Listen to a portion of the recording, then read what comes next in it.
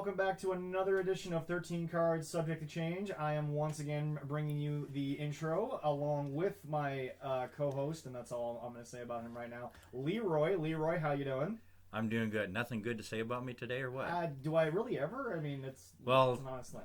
It's a mutual thing, so it's all right with that. No, that's fair. For those of you who don't know, actually wouldn't know because you're not sitting here in the kitchen, we are solo today, Leroy. For the first time since I think our very first episode, officially, it's just the two of us today. Yeah. Well, it is Father's Day.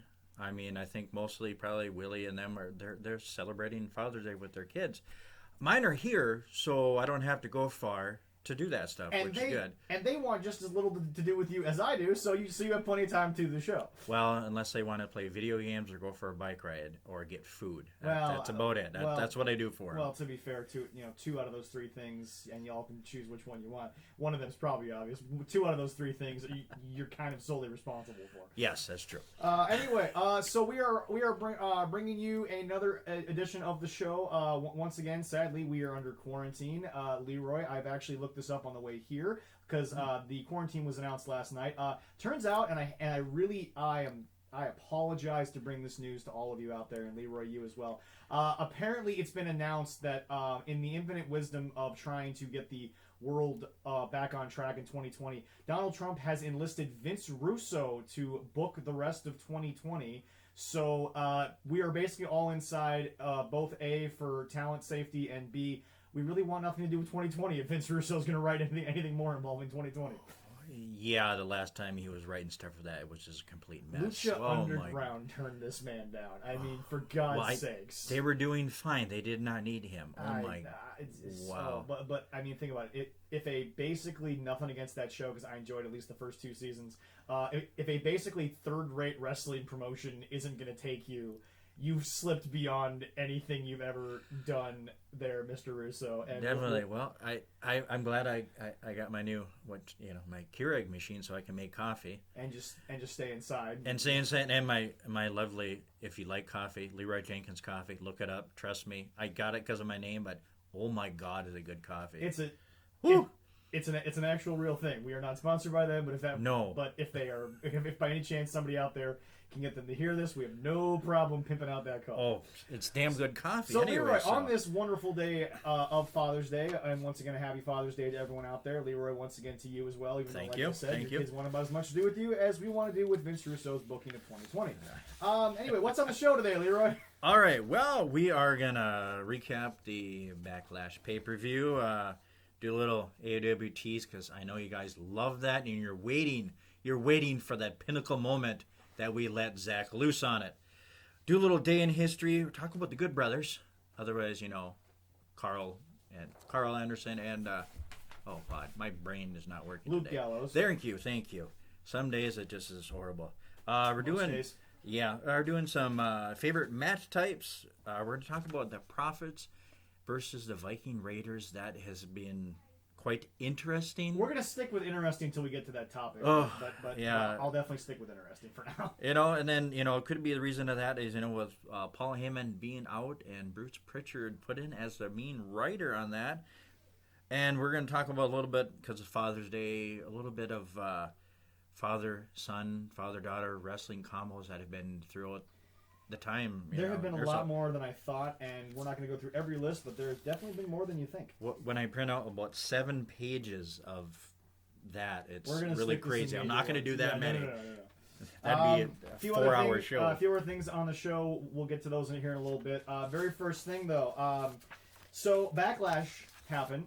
It was known as the greatest wrestling match ever. We'll get to that in a second. We'll have some opinions about that in a second.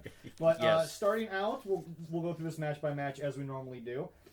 Surprised this was more of a pre-show than it was the actual show, because I feel like with the fact that we've all been staying inside due to Russo's writing, I think he might actually be responsible for the first half, but Donald Trump is that clueless that I don't think anyone's told him that this guy might be the reason for it in the first place. But anyway, Apollo Crews defeated Andrade to defend the United States Championship. Really, really excited about where Apollo Crews has come in this whole situation. I mean, I obviously think that due to a lot of the issues with the quarantine, I think Vince is having to rush around and find whoever he has around to be a star. But I mean, I always thought Apollo Crews, even his days in NXT, had star quality. I've always looked at the guy and said he's got the whole package. I just think it's a matter of he's new and there's just not a lot to do with him right now as a character. Not a lot of rivalries, but his ever since he's had that title, the United States Championship, kind of back in the I guess where it was back in your day when you were watching, because I mean that used to be sort of like one of the biggest titles for anybody. Oh, it was, and I do agree. I mean, they put him in there, and he has the athletics. He's very athletic. He has some great moves. He is doing a lot better on doing his promos and speaking. I mean, he's doing good. That was an issue down in NXT. I think early on was I mean. He's such a bubbly guy, such a nice guy, big smile. And honestly, I think that really is him. I don't think that's. Oh yeah, I think that is definitely him. But it's just one of those things where, like, you look at his story from way back when he kind of first came on the scene. Parents weren't too thrilled about him going into it. Obviously, I don't know what parent. I mean, honestly, if you want to talk Hall of Famer parents, I think Edge's mom, God bless her, is probably up there in the pantheon, because he looked at her. That's definitely. He looked at her. I think he was like 8, 9 years old, and said, "I want to be a pro wrestler." And her exact response was, "Go do it." Like I mean, So God bless her. Rest in peace. Obviously. And I think his kind of pairing or friendship with Kev. I mean, I don't know what they're gonna do with that. I mean, they had a good title defense, and then it's like. They're kind of being buddies. I mean, is it going to come around where he's you're going to go heel and go after him there or something? Or I don't know. I don't know if a heel thing works with Apollo Crews right now. I don't know if it's going to be Apollo going heel. Oh, Kevin, you mean? Yeah. Well, there's a possibility. Well, to be fair, I look at Kevin Owens and I've always said to myself, I don't think he's ever been heel or face. I think Kevin Owens just shows up. He is who he is. He does what he wants. And I think at this point, especially considering you realize even when he's, like when he debuted against John Cena, John was the good guy, Kevin was the bad guy, but they cheered Kevin 3 times as much as they cheered John Cena, which is saying something for any time of wrestling. Said he's good. But it's just, my whole thing about it is I mean, I feel like if Kevin turns on Apollo, is anyone really going to be surprised? I mean, honestly, it's Kevin Owens. No, it's not going to be a surprise at all. I mean, it is what it is. And obviously, there was the ongoing issue with Andrade, Angel Garza, and obviously Selena Vega is there too. That whole thing's unraveling, I think, in a very unique way. I think it's... I mean, maybe it's time. Maybe somebody has seen something in Andrade that says we can now take Selena Vega away from you and you can hold your own. Maybe it has something. It could be. Maybe it has something to do with the fact that they've allowed Asuka, especially, has been the best example, to just let foreign wrestlers speak in their native tongue. Whether it makes any goddamn sense to the American audience has basically meant nothing, because I don't think anybody's been able to understand Asuka. Asuka could literally just be calling everyone at home a bunch of monkeys. We don't know, but Asuka just kind of speaks Japanese, and the whole crowd at home and the whole crowd in the performance center, whether they're being told to or not, they're like, yay, and I'm like, I don't know what you're saying, but okay. Yeah, well, I mean, you look at that too as Rey Mysterio. He mostly speaks English, but he dabbles and he speaks, Spanish on occasion, and he goes off on rants, whatever. I don't know exactly what he's saying. I know a few words in Spanish, so I kind of have an idea what he's saying. I cheated through 2 years of Spanish. I did 1 year way back when I was in junior high. When junior high was 3 years. So it's been a while. So wait a sec. You were doing Spanish class back when it was. I was in like 8th grade. So what you're telling me is this was back before Mexico didn't own Texas. This is back before. So you're saying this is back before the Louisiana Purchase? Damn. Oh, it's pretty close. Wow. Our school system has fallen very far if they were teaching Spanish back then. Yes. Anyway, then on to the match that opened the actual show. I was very surprised this opened the show, because I feel like it had enough heat to like be something more. Yeah, I thought that would be a little bit later on the show. Bayley and Sasha defeated Alexa Bliss, Nikki Cross, and the Iconics to So keep the tag team titles. How did your better half handle that? Allison is not too thrilled with this at all. So I'm sure. If anybody listened to last week's show, you'd understand. That's why I had to. She was probably not very happy that night after that. No. So I mean, I don't want to sit here and spend 10 minutes analyzing every match, but I'll definitely say this: they are teasing Sasha versus. Oh my God, they are ever. Bailey. And I mean, it's just, I don't know what they're going to do. I don't know what the plan here is because, again, there's just so much. I mean, I think the problem is there's just so much history between the two of them as rivals that look, their second match in NXT, the Iron Woman match, will go down as one of the best matches I've ever seen, period. It was just so good, so amazing. But, I mean, I don't know how much longer they're going to tease this thing on the main roster because, in my opinion, I feel like the women's tag team titles, they defended them on Raw, they defended them on SmackDown, they defended them even on NXT. I feel like those titles can really make a lot of the young ladies special and sort of give them a platform. So, I mean, basically my only takeaway from that whole thing is I just don't know when the carrot's going to be finally let off the fishing pole for all this. Yeah, well, I said they did it again on Friday because, Nikki Cross was like, where's Nikki? And then he comes out and she beats up on Josh and then, Bailey's like, yeah, go in there. You can beat her. I'm like, really? You're throwing her to the wolves again? Well, it's like, come on. At this point, I'm not even speaking for off-camera Sasha. I'm speaking for on-camera kayfabe, the boss, Sasha Banks. How much more can you take of this just beat down? I know. And the thing about it is I don't even care if Sasha wins the match against Nikki Cross. Your best friend, basically, because there is no authority figure right now on SmackDown, basically just said, and I quote, yeah, no, she accepts. And I'm like, so now Bayley's making matches on SmackDown. Mm-hmm. Awesome. I don't know like where to go with that. Anyway, you turn around and once again, ladies and gentlemen, it is Father's Day, and yes, Claire, be careful with that controller. Leroy is. Thank God I have 7 of them, and I let 2 of them they don't touch. Leroy, for those of you out there, is a PlayStation man. He is not an Xbox fan. I love my PlayStation 4, and thank God when PlayStation 5 comes out next year. Yeah, I'm gonna spend half my tax money on that crap. Yeah, I said it. Yeah, I'm right now trying to just clear off my credit card to just walk in and be like, I will buy this for $0 actual dollars, and then turn around and just be done with things. Did you get your drink? Go ahead, grab the grapes too. It's all great right. being a father. I love it. Especially on Father's Day, you actually get to spend time with them, which is awesome. Yeah. It was in the papers, trust me. Anyway, all right. Okay, then we move on to what I think was the most just like emotional match, which was Jeff Hardy versus Sheamus. Sheamus obviously defeating Jeff. I thought Jeff was going to pull it up. A lot of people thought that Sheamus was not going to win, but he did. Well, they're obviously going to continue definitely him and Jeff right now for a little while. But my biggest thing about this is to all the people out there, I need everyone out there listening to understand something. Jeff Hardy has been in this business since he was 16 years old. Lied, said he was 18. He's been around forever at this point. He's probably somewhere in his late 40s.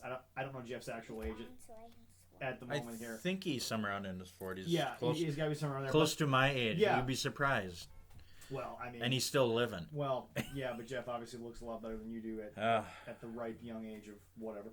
But, okay, going back to my point... For those of you who are like, why is Jeff's personal life on camera? I know Rebby Hardy and Matt Hardy were both very disgruntled about WWE using it. Guys, Jeff Hardy, at this point, he's been in TNA. He's worked with some of the best in the world. He has a Hall of Fame career right now. And as far as I'm concerned, I'll just say it. If Jeff's not comfortable with his personal life, which, by the way, if anyone's ever watched any special on Jeff Hardy, he's never hid the fact that he's had problems. He's never sat there and blamed wrestling. He's blamed himself. He's never sat there and tried to hide the fact that he's an alcoholic.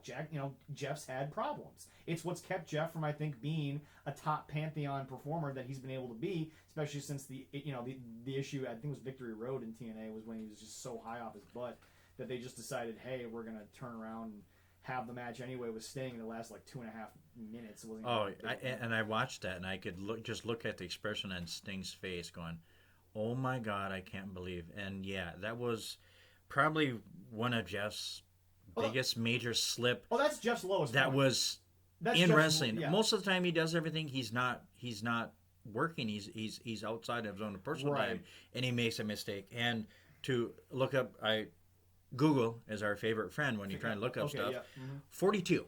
Okay. He's 42. He Okay. was Early 40s. born in August 31st, 1977. So a little over a month. Yeah. He's gonna have a birthday. Yeah.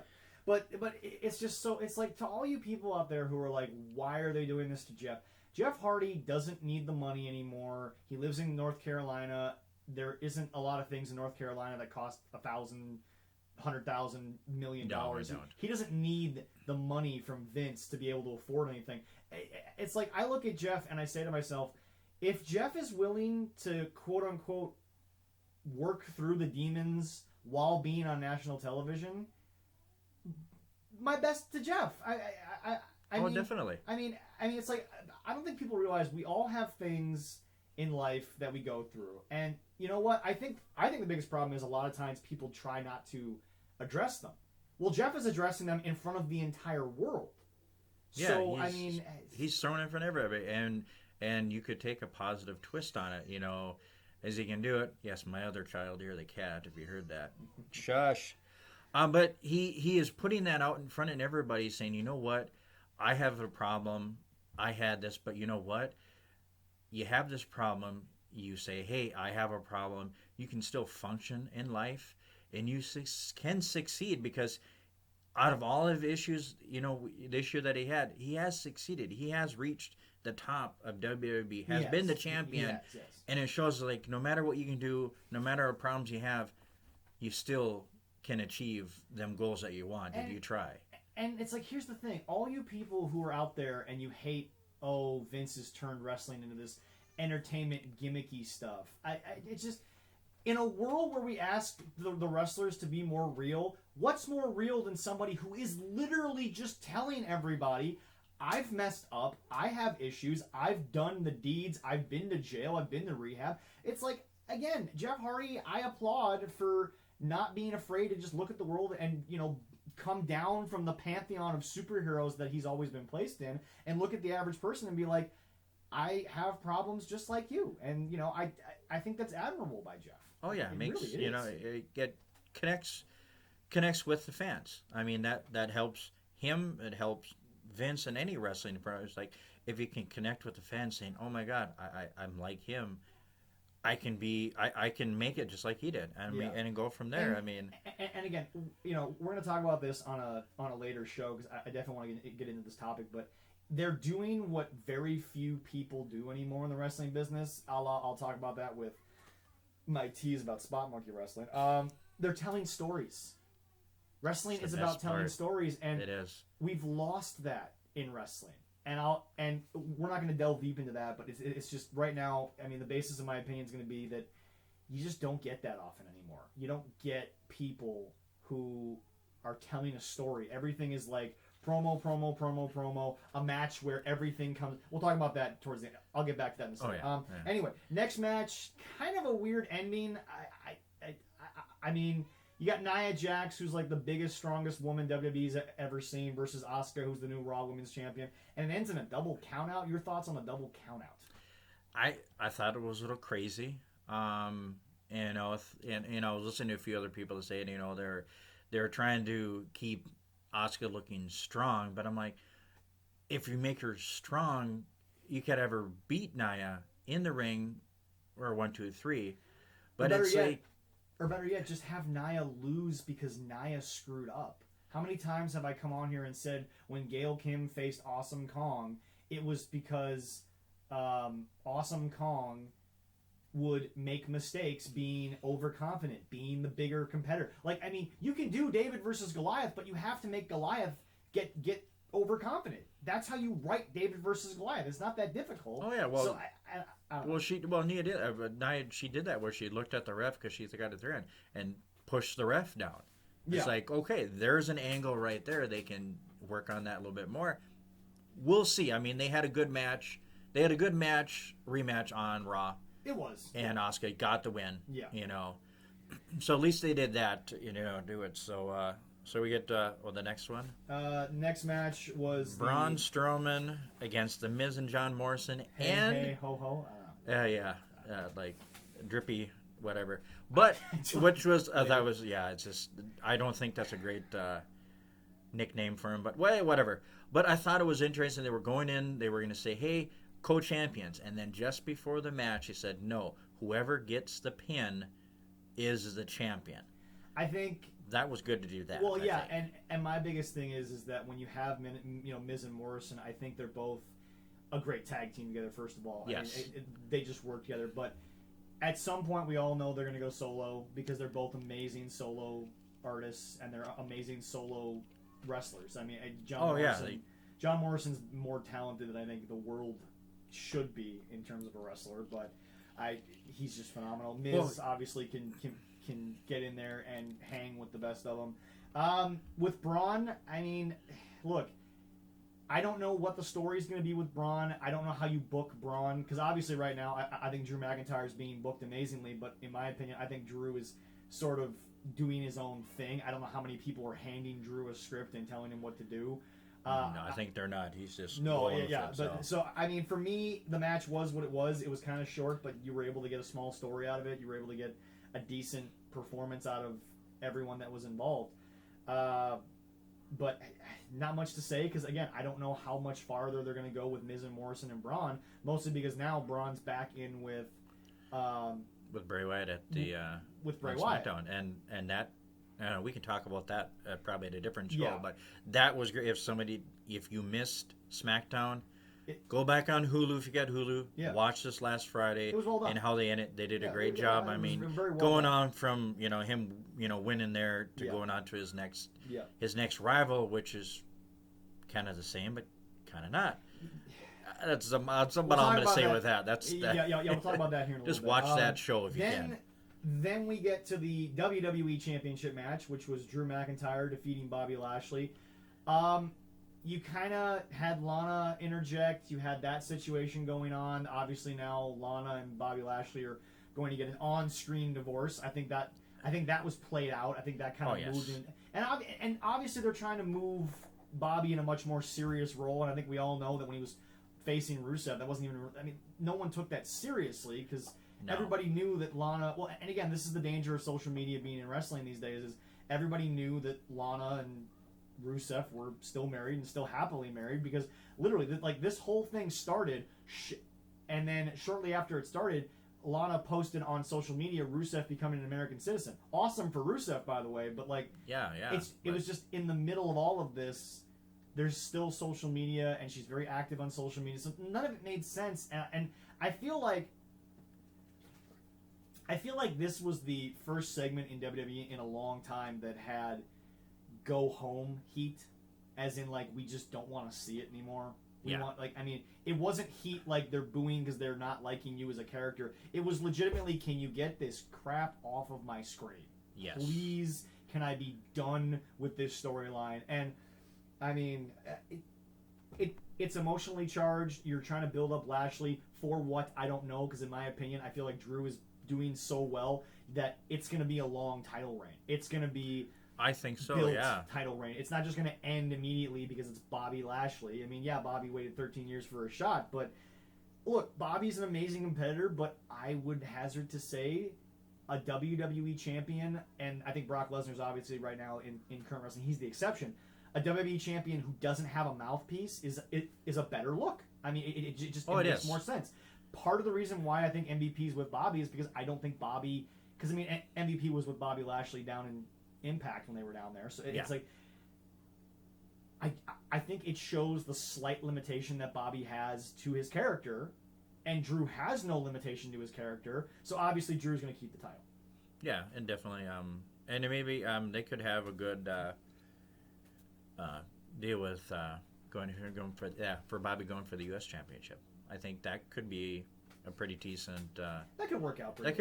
And that would be a good challenge, for the new champ there to see if he can go through it. So. All right, now we get from all of that, we go to the I think it was 40-minute supposedly the greatest wrestling match of ever. all time: Edge versus Randy Orton. Okay, we've already said numerous times on the show, there was no way that you were going to have this be the greatest match of all time. You could have given them the entire 2.5 hours. They weren't going to give you the best match. And going back to what I was saying earlier, storytelling. They did a great job of physical storytelling in the match. Oh, yes. But, okay, as someone who has watched it numerous times, as someone who probably watched it when it happened, did they tell a better physical in-ring story than Ricky the Dragon Steamboat and Ric Flair? No. No. That's... everybody got to watch that and then go from there, and you can try to get to that. You can try. That's it. Try. Look, the name recognition of stars was there. Check. Yes. The resumes are there. Check. Yes. The talking abilities there. Check. Definitely, yes. It's all good. But, look, I love Edge. I do. I just watched the Edge 24 documentary again this morning. Edge is not on Orton's level. Orton is on Ric Flair's level when he wants to be. But it's just Edge... Okay, look. When you had Ricky versus Rick, they matched in terms of pure wrestling ability. They were able to go hold for hold, mat wrestling for mat wrestling. It was a spectacle because of who you had, but Edge has been a wrestler who I think he certainly, in my opinion, is the biggest overachiever in the history of WWE. Nothing against Edge, but I've never looked at Edge and said, you can out-wrestle Ric Flair. Edge has been a guy that he was a tag team specialist. He has been in hardcore matches. He's been TLC. This is, that's Edge's thing, has been toys. It's been stuff that you bring to the ring, and to quote, what JBL always says, be careful what you bring to the ring because it can be used against you. But it's just, I've always looked at Edge's career, and I've never said to myself, that's a technically sound genius. He has a mental genius for the business. He's a mad scientist with it. I think everyone knows that when he went to Vince and said, hey, this Money in the Bank cash-in needs to be something special. It can't just be a normal match. I mean, he has a ability to talk his way bigger than I think he is wrestling ability-wise. And again, I love him. I love that he works so hard to get back in the ring. But if Randy Orton is Ric Flair in that situation, is Edge Ricky the Dragon Steamboat? No, he's not. I mean, I don't know who I could put in there. I mean, it was a great old school wrestling match in my opinion. No flips, no craziness. It was mat wrestling. You got to see them pull as many moves off as they did, but I think they had too many spears, too many RKOs. It made the RKO look a little weak. It made the spear look a little weak, which back when Edge and Randy were both at their peaks, when they hit those moves, it was done. And this is the first match that RKO, when he hit it once, it's done. It didn't. He had to hit a couple of them, and it still wasn't done. Same with the spear, and then how they it was like 3 or 4. Yeah, and how they ended it. He kicked him in the head. The punt. And it's like, really, I wasn't too. He could have done that. He could have cut a couple punts before that, and he hit the RKO last. And obviously now, Edge is hurt, tore his triceps. He's at home rehabbing. Where what that means for the future of Edge, we don't know, because obviously he came back from much. I mean, he can come back from this injury way easier than the neck injury, obviously. But definitely. But it's one of those things where it's like, did Edge? Okay, I always say this because we've talked about the last ride numerous times on the show, and Taker's looking for that final revelation. That final moment. Oh yes. Was it so long? Was it such a wrestling clinic because Edge found out he's done? Because I feel like Edge wants to do a little more with a few other people. But I mean, where we go with Edge, we'll find out a little later. I don't know at the moment, but we'll deal with that. I think it was the unfortunate injury that of course, is never planned for an injury, because that's going to kind of determine what's going to happen and stuff. So yeah. So I mean, okay. I mean, I'll give you a second here, but no, it's like when you had Ricky the Dragon Steamboat and you had Ric Flair. I mean, these again, storytelling in a match is something that I think is lost. Undertaker's mentioned it in Last Ride. Ladies and gentlemen, you can promo until you're blue in the face, but if you're not able to get in that match, show facial expressions, show moments when there's not so much clarity, moments where there are clarity. I mean, it's like I can sound like I'm rambling, but if you're a fan of old school wrestling, you understand what I'm talking about when I say that it was a good storytelling in the ring. But when you're talking greatest of all time, I get why you built it up like that to try to sell tickets, or not only tickets, but like sell pay-per-view views. But that's what they're trying. I figure what they're trying to do. You know, we've only mentioned Ricky versus Ric Flair, but like Macho Man versus Ricky the Dragon Steamboat, Rick versus Arn Anderson and versus Harley Race. I mean, Edge ain't even in my top 20 of greatest pure wrestling talents. Randy's in my top 10, maybe my top 5. Yeah. But I'm sorry, but Edge is a great, gritty guy.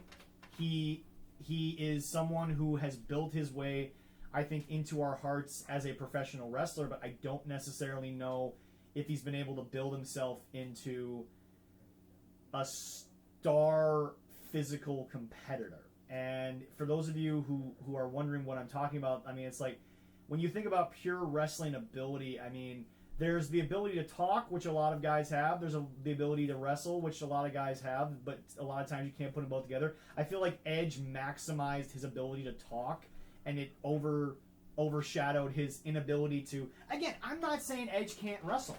Edge is a great wrestler, but to call it the greatest ever when you have pure talents who were just built to be wrestlers, not just superstar. Edge is one of the greatest superstars of all time, but pure wrestling ability.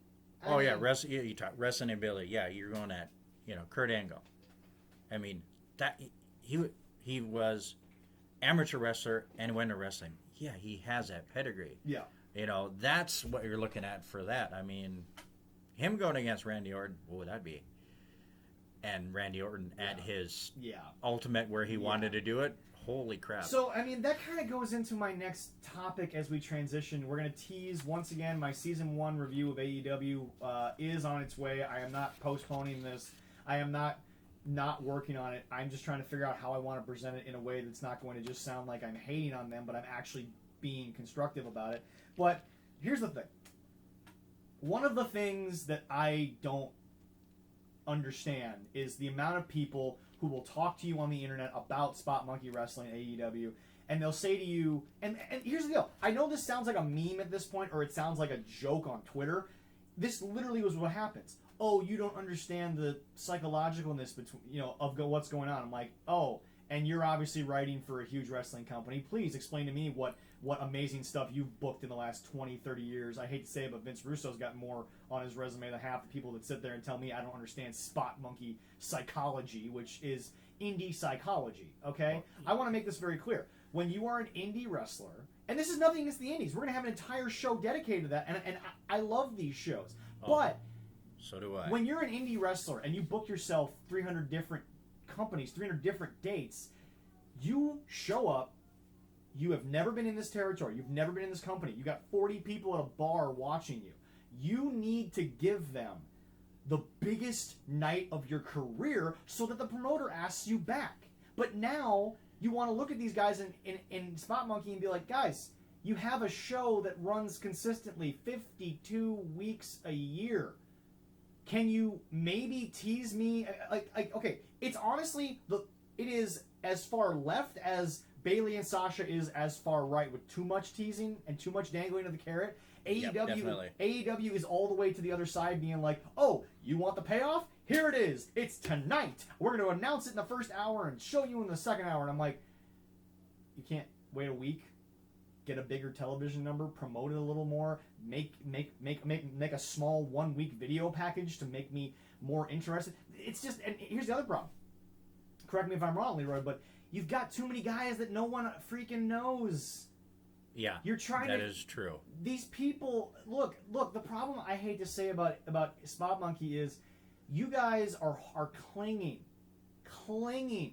to the fact that you're beating NXT in ratings. But the fact of the matter is that if you look at the numbers, last week I think it was, or the week before, you only beat him by about 4,000 viewers. You're not winning this war. You get a W in the column, but what are you really winning when you're 4,000 people more? Neither show's pulling in 1 million. The only million in this Wednesday Night War has been AEW's debut, but you haven't gotten over 800. Like, you've barely gotten over 800,000 since your first day, so you've obviously had a worse product. So obviously, you're doing too much. You're not letting people absorb what you're doing. So going back to storytelling, there is no storytelling in AEW. Every match is just, how talented are you versus how talented are you? I'm literally just watching you do the biggest flip you can do, and every single wrestler has to do all their big moves, whether it means anything to the match at all. The best dude there is MJF, because he's a heel. He is literally, he's snotty, he's working the crowd, he doesn't want the crowd to cheer for him. I have never in my life, of what I've watched of MJF, I'm sure if I went back far enough I'd probably find it, but I have yet to find a match where all of a sudden you hear from the crowd, both these guys, it doesn't happen with an MJF match. Because MJF doesn't want you to like him. So I love MJF. He's wonderful. He's done a wonderful job at that, yeah. But it's just, again, and I'll go into this after the rant, but okay, they've gotten a little better on TV, but part of that is because you're not trying to show me 86 wrestlers who I don't know, who I don't give a damn about. You've kept your 2-hour show to the 20-some people that I actually know, and the 20-some people who actually kind of know what the hell they're doing. And I really don't want to get into a rant right now, but I'm literally just sitting here looking at myself like, guys, you're pulling in 600,000 people, which I understand in this modern day of wrestling, because that audience is basically gone from what it used to be. That's a good number, but guys, there's no storytelling, and at me, Facebook me, I don't care what you want to do. If you want to look at me and tell me that I don't understand the psychology, what psychology am I missing? Leroy, you watched the Golden Era in its entirety. Yeah. And I mean the 1890s Golden Era. But when Ric Flair was young, and that stuff is so above what they're trying to do. It still is. I understand what they want to do, but it's, they got to work a little bit harder on that. To quote Jim Cornette, and I don't care if that's a bad name to bring up right now with what else is going on in wrestling, we'll talk about that on a different day, but here's the deal. If we're just talking about strictly Jim Cornette's wrestling knowledge and his wrestling commentary, guys, I don't know what to tell you, but you guys don't get this. You don't. You're sitting here and you're trying to book something because you think your shtick gets over. But at the end of the day, your shtick gets over one night in Tulsa, one night next night in whatever, Nova Scotia, if you happen to go to Canada. Yeah, wherever but it's just like, guys, you're giving me everything I want, but at the same time, I'm getting tired of it. And again, to quote Jim Cornette on something else, the majority of the reason you're winning the ratings war is people are watching who were already going to watch. I hate to be that guy who defends Vince, and he alienates a lot of classic wrestling fans, but he's trying to get more viewers. He's trying to get new viewers, because new viewers carry you for the next 5 to 10 years. And AEW, they don't care if anyone new watches this. They're not trying to get the average person who doesn't watch wrestling to tune in, and they're turning off old school fans like yourself. Oh, yeah, I get little clips and watch that, or, be able to get a, free download on the pay-per-views, and I'm like, God, am I actually going to watch it? Yes, I have to watch this to give my honest opinion to the people that enjoy it. I got to give my honest opinion. You are going to watch Spot Monkey Wrestling because of two things. One, you don't like what Vince has been doing, and two, it's the cool, hip thing to do right now. But in 5 years, if AEW it's not going to be. Well, but here's the deal. In 5 years, there will still be WWE. Why? Because Vince has built up that cachet. No matter how bad it gets, you're going to watch because he still holds the memories of the Attitude Era, of the Golden Era. What era is AEW holding on to? If they're the exact same in 5 years, They're you're not going to have that audience because they're not going to be around in 5 years. Your audience is going to go to the next big thing. They're going to go to the next wrestling thing, or they're going to go to the next thing that has nothing to do with wrestling. Yeah. Your audience is a niche audience, and as a metal fan, I get what that means. But there's no staying power to Spot Monkey. There isn't. No, there's not. And it's like, if you're tired of what Vince is sitting on TV, when the independent shows in your local town come around, go see that. I mean, I said, we'll have a show, we'll talk about that. If you don't like what you see on TV, go see a live show with the local guys. Yeah. And trust me, me and Zach have been to a few of them. They're great. I mean, so much fun. Enjoy. So once again, we'll get to my review at some point. But anyway, from a crappy thing in wrestling that we don't want to talk about to Leroy, today is another segment of This Day in Wrestling History. Leroy, what do you have for today? All right. Well, June 21st, I believe? June 21st, yes. 36 years ago today in Atlanta, Georgia, Dusty Rhodes, good old Dusty Rhodes, beat Harley Race to win the NWA World Heavyweight Championship. That was his third reign. His longest reign, this one he had, was 88 days. Also this year, 22 years ago at WCW Saturday Night Taping, the good old, Atlanta, Georgia, Dick Slater and Buckhouse Buck defeated Harlem Heat to win the WCW World Tag Team Champion. We all love Harlem Heat.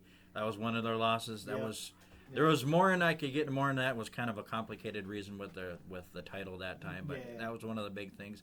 Also, 16 years ago, we had the very first episode of Tough Enough on MTV, and let's see, the winners were Maven Huffman and Nidia Gennard. I can even, with her last name is kind of different. I think Nadia. So, yeah, but, and Christopher Nowinski and Josh Matthews. Lombier, and Taylor Matthew were the runners-up for that. Josh Matthews actually ended up, he was in that first season, but he ended up getting a contract with WWE for a while. Look, Tough Enough, I want to say for a second, I get what they were trying to do. I get that it was trying to find maybe a diamond in the rough, but Tough Enough very rarely works. In fact, I think if you go back and look at it, some of the biggest stars that made it from Tough Enough, they didn't win the show. No, Johnny Nitro, Johnny Monday Night, Johnny Impact, whatever he's calling himself, John Morrison. Yep. It's the only time John Morrison's actually not used Johnny, but anyway, it's just he was on Tough Enough, but he didn't win. Actually, no, he might have won if I remember correctly. No, I don't know. I have to look that anyway, up. I don't think he did. But I mean, when you think about Tough Enough that they did down at the Performance Center, the most recent one, Sarah Lee is no longer with WWE. She is now no longer affiliated with the company. And the one guy who was supposed to be like the Yeti or whatever his name was, he's no longer with the company. He kind of worked himself out by calling Heath Slater and his friends the Job Squad. It's like, dude, they're actually on television. You probably shouldn't say too much about people that are actually getting TV time. But, I mean, who was also on that season? Oh, wait, it was the Velveteen Dream. Yep. It was Sonya Deville. It was Mandy Rose. I mean, more people from that thing got a contract than just the two people that won, and they've turned out to be very good stars. So yeah, I mean, Tough Enough was good for highlighting people and get people out there, but not always the winner is the one that's the best. Boogeyman's had a better career than Maven ever did. Like, it's ridiculous. All right, and then final one. All right, what do you got for today? Yeah, 8 years ago today, TNA presented the Slammiversary from the Palace in Auburn Hills, and that one, which was a unique one that they did, and it was the first time they did it, and the last time they did it, where they actually had two King of the Mountain featured matches that night. Okay. The X Division was one, where Suicide, Alex Shelley, Chris Sabin, Consequence and Creed, Jay Lethal were in that match. Suicide defeated Alex Shelley, pinned him. And then the next one, we got Kurt Angle, Mick Foley, AJ, Jeff Jarrett, Samoa Joe, and they came in for the TNA World Heavyweight Championship. Kurt Angle beat everybody to get that one. That King of the Mountain, one of these days, I know we're going to do our favorite style of match later on in the show, but I really want to sit down someday and I want to explain to maybe some of the people that haven't gone back on like Impact Plus and like watched some of those matches. It was a weird concept. I'm not sure if I've ever 100% got the rules to it. I think that was another Vince Russo creation, if I'm not mistaken. And it just I'm not sure if it was him or not, but it was very interesting, very different. it helped launch Jeff Jarrett into a second wrestling career. Oh yes, But because Jeff is obviously known as the King of the Mountain, but it just there was a cage. There was a penalty period. You had to hang the title up to win instead of pulling it. We'll get into it some other day. Yeah. We'll get more research and do a show and talk about that in a lovely segment. So which would be good. moving forward on to the next quick segment here. Obviously, history has been made due to the quarantine. There have been a bunch of people who mostly self-quarantined. If Vince Russo's writing this crap. Yes, I am definitely. But it's just. You go on and you look at some people that we've talked about were let go from WWE. Some were furloughed. Some were let go. Who knows what actually happened? But the Good Brothers, the OC, the Club, Gallows and Anderson, Luke Gallows, Carl Anderson, they are now free agents. They've been teasing what they're gonna do now that they're no longer associated with WWE. Obviously, AJ felt some emotion towards that, but I think. When you look at Gallows and Anderson, I mean, they probably weren't. They even admitted they probably shouldn't have re-signed when their contracts were up. I think they want to go do something else. Do they go back to Japan, do you think? I mean, because here's my thing. I hate to be that guy, but when you're a gaijin, a Westerner, in Japan, your ceiling is very limited. Kenny Omega, whether I agree with the decision or not, was the first real Westerner to break through the glass ceiling that is New Japan Pro Wrestling. And I'm not saying that because I'm not harping on what Hogan did there, what Vader did there, what Stan Hansen did there. Those are stars. Those are big time names. Gallows and Anderson, in my opinion, the sad part is while Carl was very successful as a solo competitor there before the Bullet Club started, now they're kind of pigeonholed as a tag team, and they're like multi-time heavyweight tag team champions for the IWGP tag team titles. So it's like, in my opinion, they peaked. I don't know what else they can do. Are they just going to go back and fall in line with the Bullet Club? Because obviously, Carl Anderson's an original Bullet Club member. Yeah. One of the founding fathers. But, now you've got Bullet Club being so different with Tama Tonga, and there's like different, there were different factions of Bullet Club for a while. It's not the Bullet Club that we remember with Carl Anderson. It's not him and Prince Devitt, Finn Balor. It's not what they thought it was. It's a different thing. So, but I've also heard they might go to Impact, which, are they too big for Impact? I don't know. I mean, probably. I mean, they'd be one of the biggest stars on Impact, I think, right now. And if they're going to go as tag teams, but they could both do singles, and I think do just fine. Going into Japan, they might go that for a little bit, but I don't know. Okay, you're good. Okay, you'll be all right. Have your brother kill it. There you go. The bugs. Father's work is never done. Oh yeah. But so I mean it's just going on for me. I don't know how long we can sit there with this topic, but like Gallows and Anderson are one of the best tag teams in the world. That's not just a statement that they made in WWE. That's a statement I think they made before they even got there. Yeah, they're great. Yeah. It's just I don't know at this point in their career. I just what would be. I mean, first of all, I don't think they're that type of team. That I think they're big enough now where they don't have to pull even a Jay Lethal where they're booking 200 dates a year and they're flying halfway across the country night after. I don't think you're going to see them on a bunch of random small shows. I mean, has anybody thought of MLW, Major League Wrestling? I mean, they're kind of big.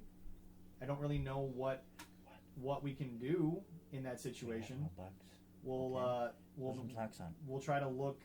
That's it. We'll try to figure that out. But I mean, I love them as a team. They're both very talented guys. They can talk. They're funny. I mean, they can do so many different things. So if they go back to Japan, cool. I mean, they were great in Japan, and they can go back there and dominate Japan again.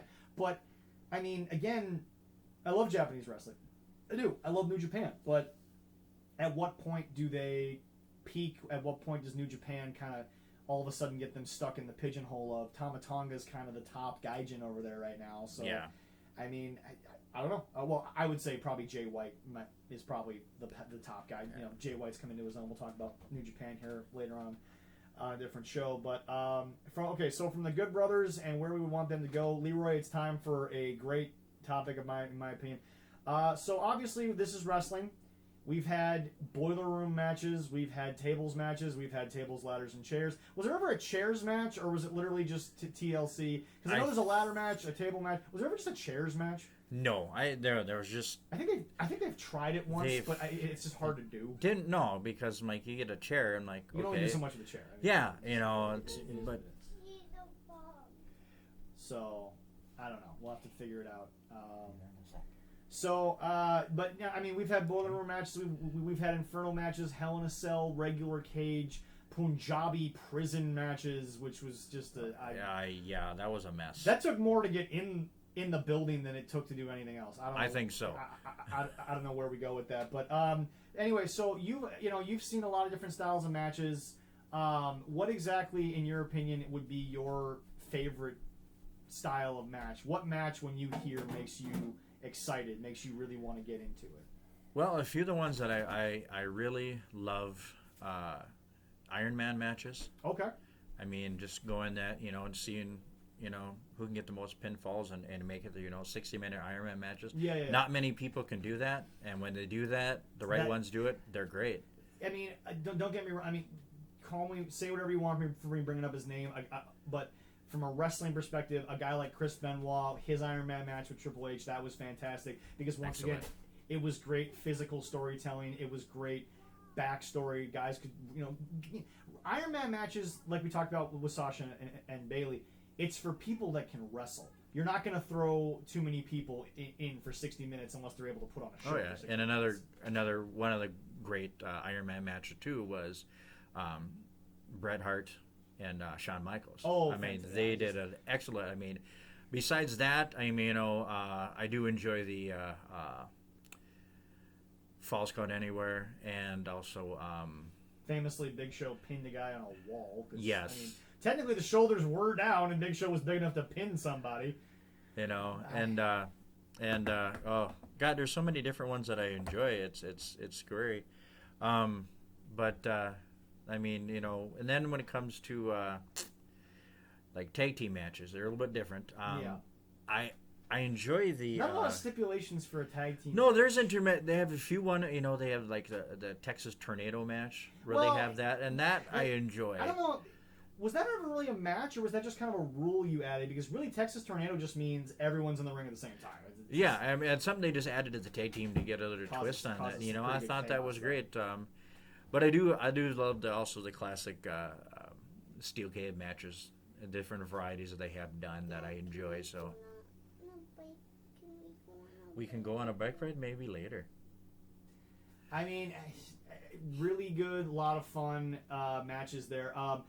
This might sound kind of crazy. My favorite match, which I've always enjoyed, because I think it adds both a hardcore element, but it also takes away a classic finish, is my favorite's tables matches. It can be done with guys who are proficient in hardcore. It can be done with guys who don't know hardcore, because obviously everyone's going to learn how to take a bump through a table. But it's just, you can't pin them. If you're a submission specialist, it doesn't work. You literally, and then of course, obviously, how do you end it? Is it an accidental fall through a table? Is it a throw you through a table? Are you going to spear through it, choke slam through? Literally, there's like 80 different ways to end the thing. That, yes, it's all the same ending, but there's 80 different ways to tell the story to end the match. So, yeah, definitely. Yeah, that is a good one. Yeah, but it's just, you see that, and obviously, shout out to Team 3D, the Dudley Boys, their specialty, obviously. Oh, yes. One of those amazing things that they were always proficient at. But it's just, and then again, maybe someday we'll do the worst matches we ever saw, because there have been some matches and some gimmicks where you kind of looked at yourself and you were like, yeah, what the heck are they trying to do? Yeah, I'm going to turn the channel. Again, to the man who's currently booking 2020, you wrote a Viagra on a pole match. I just want to point out that's an actual thing that happened in wrestling history. So. Yeah, there's only a couple people that actually works for. Ric Flair's one of them, and I'm trying to think who else would be on there. Maybe Sergeant Slaughter. That could go for that. Maybe, but that's... Scott Steiner, I think, was in the Viagra on a pole match. He don't need that. The steroids, maybe, man. Well, maybe that, but Big Bubba Pump, you know. Anyway, yes. so from our favorite match types to what has now been called one of the oddest cinematic achievements ever since they started doing those with the whole quarantine situation, we move on to the Street Profits versus the Viking Raiders. Sort of a revival of Matt Hardy versus MVP type of deal there, and. But I think done in a much more obviously due to quarantine, a lot more cinematic stuff has to happen. Yeah. I mean, a lot of people can say, well, they're wrestlers and they haven't been wrestling. It's corny. It's this and that. They've sold it well. I mean, I think you've been able to see the Profits do what they do best, which is just be entertaining. And then you saw the Viking Raiders come out with a little more personality, as opposed to just being badasses in the ring. Best way to put that. Oh yeah. What's the one that always gets cute? Everybody thinks he's cute. That would be Ibar. Oh, yeah, Ibar. You're cute. Eric? And you're not. Eric, I think it's Eric. that is don't forget, hilarious. I think is officially married to Sarah Logan. So yes. I mean, maybe it has something to do with that. But I can tell you this much. I mean, look, you can hate it because it's been gimmicky and stupid, but you have two teams that can really go, and this Monday they are going to finally wrestle for the tag team titles versus just have this competition. But I mean, from making the best of a bad situation in quarantine, they've done a really good job in terms of camera angles, cinematic stuff. All this stuff has kind of worked out. I've enjoyed it. I hate to say it. I've enjoyed so have I. Yeah, what's been happening. And people can be like, well, you don't get Spot Monkey Wrestling, but you think this is good. Look, I accept where we're at in the world, and these guys are probably doing something based off of what they have to do right now due to quarantine. Spot Monkey Wrestling does the same shit every time because they can, and that's what they just do. And the fact is that, look, I am one of those people that says, hey, why not have some variety in the show? Well, definitely. I mean, yes, people think I spent a half hour complaining about how I want to go back to Ricky the Dragon versus Ric Flair and all that stuff, but like, I enjoy being entertained. I've been entertained. Oh, yes. And now you have Akira Tozawa leading a band of ninjas, which is, when I saw that, I was like, all right, we're getting real Ninja Turtle up in here, but okay. And that's what they kind of did, and I thought that was a great way to kind of end it, And then their special ninja there. That was a big ninja. I didn't think ninjas were that big. Well, apparently athleticism translates through all styles of fighting. And I did like how they go, oh, you got a big ninja? Hold on a minute. We have a friend too, and all of a sudden here comes the Big Show. I was like, that was perfect. And again, I would say go back and watch the Broken Skull session, Big Show with Stone Cold, because Big Show and Andre the Giant will always be compared solely based on size. Definitely, yes. But call me crazy, I think Big Show's the better performer. Yeah, I think based on the fact that he's able to. And yes, I understand maybe the language barrier was an issue for Andre being of French background, but Show is entertaining, and as Show said in the interview with Stone Cold, Vince told him, don't try to be Andre, try to be something more than Andre. I mean, Big Show's always tried to be like a Triple H. He's always tried to talk. He's always tried to be this, but he's done it at his size. So I think I mean, this whole rivalry has been able to show what the Street Profits already do well. I don't think you've shown me anything different about the Street Profits. I just think you're letting them shine. I think you're just putting a camera in front of them and saying, go. I think the Viking Raiders have had to really try the hardest to make themselves come out well in this whole thing. Well, yeah. I mean, how many times did they change their name when they came up? I think it was just twice. Twice? I thought it was more than that. But still, it's just... Their finisher now is called the Viking Experience, but their original name was the Viking Experience. Yeah. And then when they turned into Viking Raiders, I was just like, okay, so you can't say War Raiders like they did in NXT. Yeah. But you can say Viking Raiders. And again, Eric had a Viking wedding with Sarah Logan. I give them credit for believing in Viking lore. They're obviously big Vikings fans. Whether or not they're fans of the actual Minnesota Vikings. That would be kind of cool if they were, but yeah. Yeah, no, but I mean, when you look at the whole situation, I look at Eric and Ibar as they had this gimmick of hey, we're badasses, we're gonna beat a bunch of random nobodies. But then but then if they're gonna work with the Street Profits, it's either gonna be the Street Profits looking like idiots and the Viking Raiders not talking, or you're gonna have to make the Viking Raiders show some personality, and they're gonna have to come out and make themselves into stars, and they're gonna have to show personality, which at this point I'm probably just rambling, repeating stuff, but in my opinion, Street Profits, I haven't learned anything else that I really, needed to know about them. I feel like the Street Profits are just adding to the level of what they are. And then the Viking Raiders have had to sort of step up their game, not necessarily in the ring, but step up their game in terms of the promo-ness of things. Yeah, and I think they've done an excellent job. I mean, I liked them, in the ring and everything, and everything outside of the ring, their comedic side that they brought out and everything. And they like them turkey legs. And I don't blame them. I like myself a good turkey leg. Really oh my nice. God, that's good. I think the other thing is that, again, a cinematic match, obviously Boneyard match is still the peak. That's the pinnacle. Oh, definitely. Yes, that's it what is. you have to live up to with cinematicness. But cinematic match, it worked because you had Taker and you had Styles, and also they believed in it. They trusted in it, and they had fun with it. And I feel like all four of these guys have had fun with what they're doing. So that's my thing. Your thoughts on if it's worked or not? I think it's worked. I mean, I think so. I mean, it's a great thing to do. And as I said, they did toe-to-toe. They said, hey, the Viking Raiders are better at this and this, and they're tied. So inevitably, they got to have a match to figure out who is the better and to break the tie in this match. Now, the fun part is who's going to win. I mean, is it Street Profits going to go, or that kind of moves into our next topic here of who's writing this shtick now. Is it's been reported that there is now not two separate writing teams for Raw and SmackDown. There is one. There is Bruce Pritchard, supposedly or reportedly is now at the top.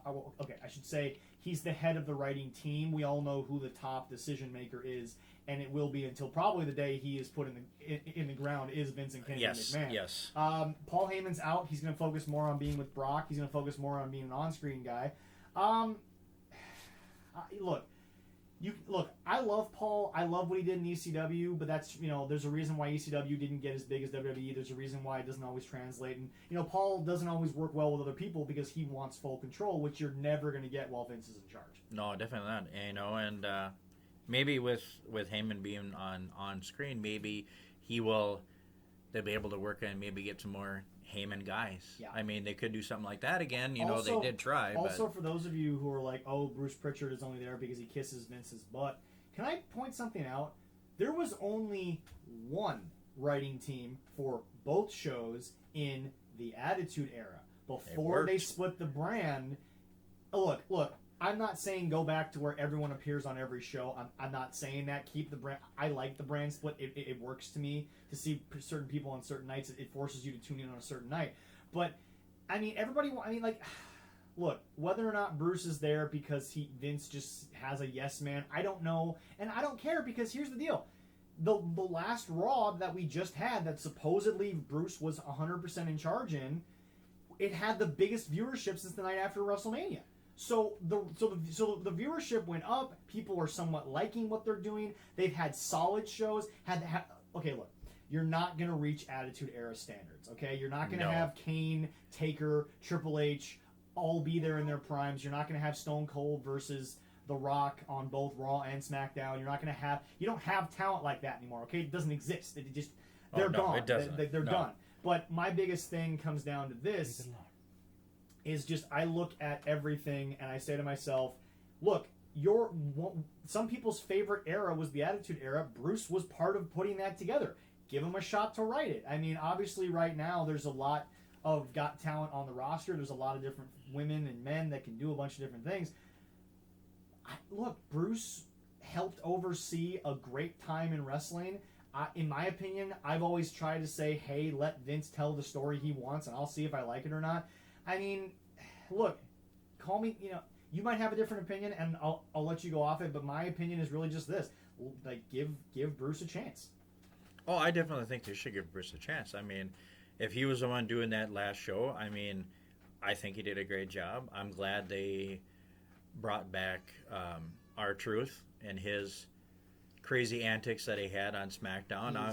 He's so much fun. He's back on Raw, and just everything he did to Drew, it was like, oh my God, it's like crazy. And then his storyline, he's gonna go where he's fighting those ninjas. Yeah, well, God, I really hope he keeps his title, you know, or if he does, it's gonna be a crazy ninja fest. Or here's the deal: he might turn into a ninja too. I don't know. Until the day they decide to get rid of that championship, or until the day R-Truth decides to retire, he and that championship will never be far away from each other. Oh, they are. They will never be more than, I would say, a couple of feet away from each other. It's just never gonna happen. Well, yes, you got to have him as the 24/7 I-95 695 European hardcore champion. You got to have him as that. Yeah.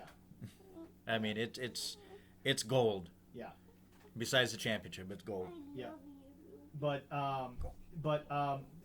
look, I mean, there's a lot of writing and stuff that, you know, needs to happen. There's a bunch of storylines that you know, maybe Paul was in the middle of, that now Paul has handed over to Bruce. Bruce has to kind of, because here's the thing, what happens when you're 24/7, no pun intended with the title. What happens when you have a show that runs guaranteed every week? There is no off season. You don't have 3 months to write this stuff.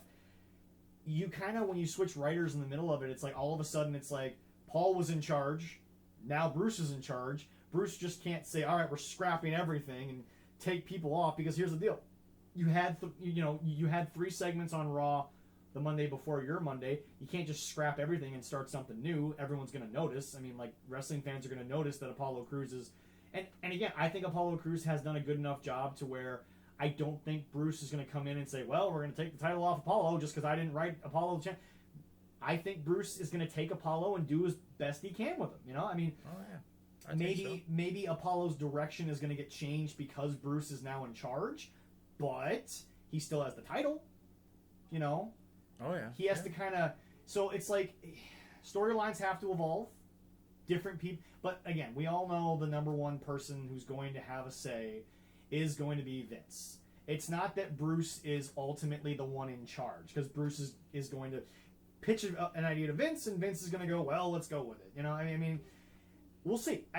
Only time can tell what's going to happen. Well, I mean, you know, stuff can go like that. I mean, and it's like watching one of my favorite series, The Mandalorian, that came out, which I didn't realize there's like 4 different directors for that series. Oh yeah. And I was like, wow, I didn't notice that. I mean, they fed off each other and did well. I mean, to kind of bring in a different sort of reference here is when Disney's actual Star Wars trilogy. Yeah. Okay. So Disney obviously bought Star Wars. Oh yeah. Then they said, we're going to come out with our own trilogy, which I think everyone has kind of done before. And my biggest, well, everyone being George Lucas, he's had 2 different trilogies and everything. But the original director of the first one was ultimately, I forget who was the director of the Disney version of Star Wars. Hold on a sec here. Wasn't that Abrams? J.J. Abrams. Okay, yeah. So anyway, J.J. Star Trek fan. Yeah, exactly. So anyway, J.J. Abrams did Star Wars Episode 7. But I would say if you went to all of if you went to all the Star Wars fans, 8, The Last Jedi, is probably the weakest of all 3 of those movies. It was kind of odd. It was kind of weird. But J.J. Abrams wasn't the director. Yeah. Rian Johnson was. And I get where Disney's coming from. They wanted to maybe bring... Okay, when Disney started this, and I'll get back to wrestling, but this is kind of my point. When Disney started this, they wanted unknowns. They wanted different actors. You hadn't seen Daisy Ridley in other things before. No, you hadn't seen a lot of these people in anything in big, and then all of a sudden, congratulations, you're in Star Wars. But Disney tried that. It worked. It was amazing. The problem I have with Disney is, if you want to change the cast, fine, cool, whatever. Don't change the crew. Because the director has a plan. he has a motive. He has a story he wants to tell. Because remember, number 8, The Last Jedi, was so criticized. Yes, it made $1 billion, but in this modern TV era of expensive ticket prices, even though they're in quarantine, it's all shut down. Making $1 billion's kind of easy depending on the name, and I mean it's a Star Wars movie. Yeah, so Star Wars right there, boom, millions. But J.J. Abrams was brought back for 9 because Disney was like, well, we probably messed that up. Let's get him back in here. End it good. So my biggest question is, what would The Last Jedi? What would that whole trilogy have looked like if J.J. Abrams was allowed to tell his story all the way through? And that's my biggest thing right now with the writing staff is because the fans are so vocal, because they have social media, because they all of a sudden turn around and they say, "Hey, I have Twitter, so I have an opinion." No, you don't. You're an idiot. You're an idiot with a phone and way too much time on your hands. But it's just, what would happen? Seriously, go back to Kofi Mania. We talked about it last week. What would happen if instead of you bitching and moaning every goddamn week about what you didn't like about a segment, what if you let it play out? What if you let it finish? I go back to what I said last week, and I'll focus on it a little more. Vince was called racist and said, oh, he doesn't want Kofi to be the champion. That's why he inserted Kevin Owens. Kevin Owens was the WrestleMania plan. Yep. But Vince changed on the fly and gave it to Kofi. But my biggest thing is, like, what do people focus about Kofi Mania? Sadly, negatively, they focus on, well, Kofi didn't win the Chamber. Wasn't supposed to. He was a last-minute entry. Oh, he didn't get the match at Fastlane. It's called suspense, you morons. I know that people who watch Spot Monkey don't know what suspense actually stands for, but it's building a story, you dumb shits. And then they focus on, oh, Kofi lost the title in 5 seconds to Brock. What happened in the intermediate? What story was told? Look at the whole story from start to finish.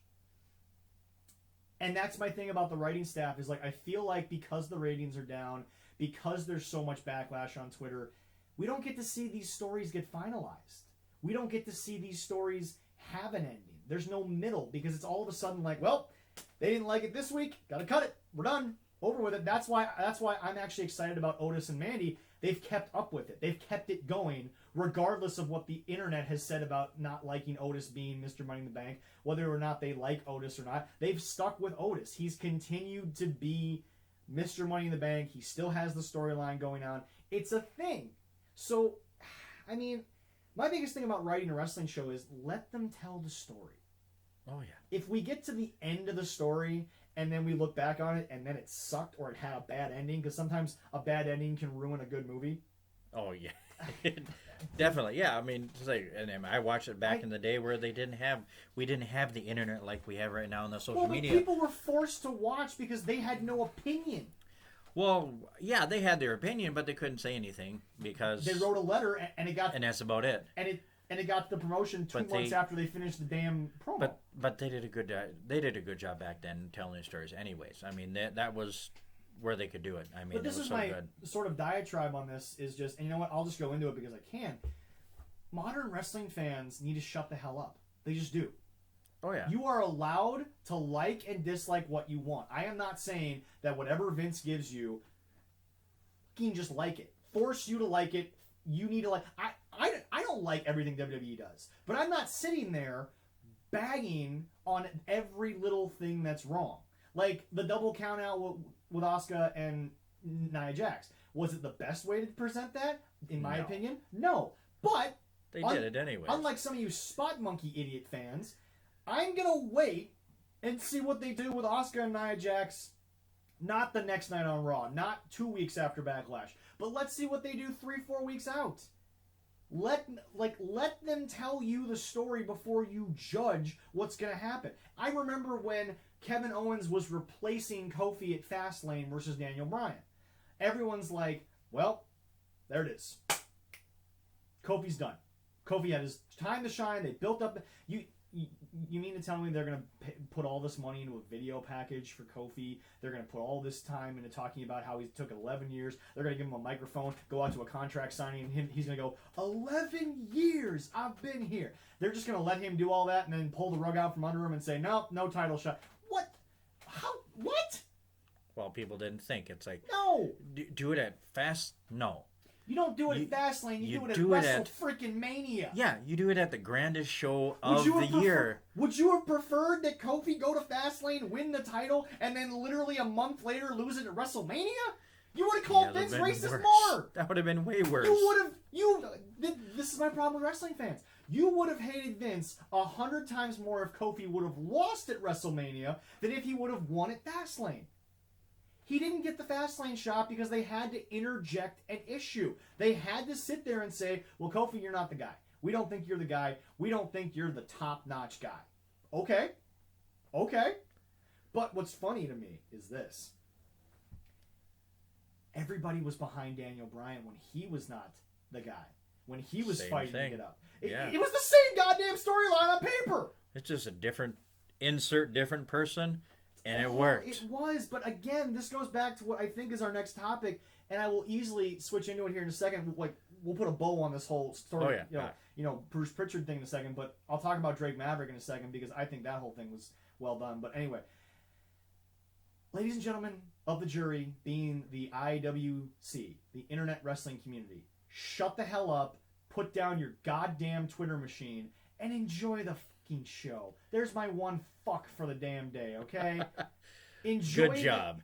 Enjoy the show, and here's the deal. If you want to hate the product after 3 weeks, hate the product after 3 weeks. But don't sit there and say, oh, I don't get this match this week. I don't care about this storyline. Let them build it. You think Hogan and Andre happened the night of WrestleMania? You think the night of WrestleMania 3, Vince McMahon walked out in front of, at that time, the biggest capacity crowd in an indoor stadium ever and said, Hogan versus Andre? No! They built that thing for months! Oh, months? Years? Oh my God, yes. Okay, Stone Cold Steve Austin has said numerous times, and he said this about the day he walked out on Vince. He was told, King of the Ring qualifier, Brock's going to beat you. Stone Cold was like, okay. And they're like, oh, it's going to happen this week. You don't want to... build it up. You don't want to get even a week out of this to draw more money, to draw a bigger number. You don't want to do something that's going to build... Stone Cold said, I got no problem doing a job for someone. But it has to make sense. It has to make business sense. You have to prove to Stone Cold Steve Austin that you're going to go somewhere with this. But you're going to put Stone Cold Steve Austin, one of the greatest, if not the greatest WWE superstar of all time. Undertaker's the greatest gimmick. Stone Cold's the greatest self-built guy, in my opinion. Yes, definitely on that. Not that Mark Calloway's not self-built. Nothing against Mark Calloway with what he did with the Undertaker gimmick. But you're going to take Stone Cold Steve Austin, the face of the Attitude Era, the man that built the house that we now all live in. Yes. With The Rock. Rock was there. I'm not going to take anything away from Wayne. And he's just going to lose, no build-up, no nothing, maybe a small 2-minute video package to Brock Lesnar. Yeah, it helps Brock, but at the time, Brock wasn't Brock. Nowadays, I feel like you can just announce Brock and boom, it means something. Oh, definitely, yes. But, Brock was still young at that time. He was still green. He wasn't Lesnar. He was just Brock. Yeah. So, my biggest thing is this. Shut up. And you know what? If this is the show that finally gets people to comment back at me and get angry and want to come on the show, about damn time. We've had like 8 or 9 of these episodes. But just, I am done with wrestling fans being promoters, being businessmen who have never booked a match in their life. I'm not saying I have, but I at least am sitting here saying, let the show happen. Then look back and say, well, that sucked. Because again, we talked about Kofi's title reign. It wasn't bad. Oh, no, it was a great title reign. It was 180 plus days. Oh. He had rivalries. He had rivalries that made sense. He actually, built a story with Randy that was like, 6 to 8 years old or something at that point. And it was one of those situations. Something like that, yeah. Yeah, it was something like that. And it's like, Kofi didn't have a bad title reign. Is he Brock? Hell no. No. They've had worse. I mean, Daniel Bryan had a title reign that lasted, a few seconds? Pretty much. Because Sheamus kicked him in the face and I mean, 18 seconds. That was very bad. But hey. I just let the story be told, you stupid spot monkey indie idiots. And that's not a shot to indie wrestlers. Because No. sadly, I've met indie wrestlers who can tell a better story and are willing to build a story, and yet that story might take 2 shows in the course of a year. Yeah. Darren Corbin versus Eric Cannon are the prime example of, holy crap, I want to see these two go at it, but they're willing to wait 3 months to face each other. Like, I mean, those are 2 guys that have so much chemistry and are so good together. Am I putting them in Ric Flair, Ricky the Dragon Steamboat category? No, but by no means. But those 2 guys know each other, have great chemistry, and they have such a disdain for each other that in the end, they speak one time. And they also use like their web shows and all this other stuff to build that. But they speak once at a house show that we watch over here at like Clyde Ironworks. Shout out to Clyde Iron. Thank you for good old Clyde. Stuff. But it's like they have that moment in the ring where they talk or they wrestle. And the next thing you know, in 3 months is going to be Fortune Mania. That's going to be the big payoff. That's going to be the big match. But they're so good together that I am excited. I want the story to be told. But they can tell me that in one night. But so again, I am not knocking indie wrestlers for what they do. What I'm knocking is the idea that I think a lot of people in the internet wrestling community, that they're just like instant gratification, give me the payoff now. I want Sting versus Luger now. I don't want it in 3 months at a big pay-per-view. I want it on a basic access cable show that is taking place in some bumshart town in the middle of nowhere. And it's like, it doesn't make any sense business-wise. What's going to give you the biggest dollar amount? You sell it on a pay-per-view, unless you're AEW and you sell me like Stadium Stampede. Yeah. Well, we're done with that. Yeah. So anyway, moving on to a story. So back to my point about storytelling. One of the best told stories recently has been, in my opinion, and call me crazy, you can say, "Oh my God, this is what you're using your show and your platform for." Drake Maverick, formerly Rockstar Spud of TNA Impact Wrestling. Yep. He was released during the beginning of the furlough quarantine situation. It was announced they had cut ties with him.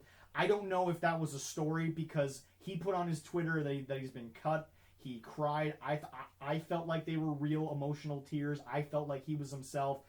And then after that happened, because I'll be honest, I cried a little bit like when I saw it. But what ended up happening was, wasn't he part of the Cruiserweight tournament? They announced and then they released him. He was announced to be part of the tournament. Then they had the layoffs. And then they showed his Twitter video. Did you ever watch that, by the way? I mean, I saw some of it too. Yeah, and it's just like I was like, wow. I mean, yeah, and if that is the reason why they did it, I mean, I don't know how much Vince had his fingers in this, but if he did a little bit, I'd say that was more Triple H. But Triple H and Shawn Michaels, I mean, they did a great job of selling this story, that underdog story that he had.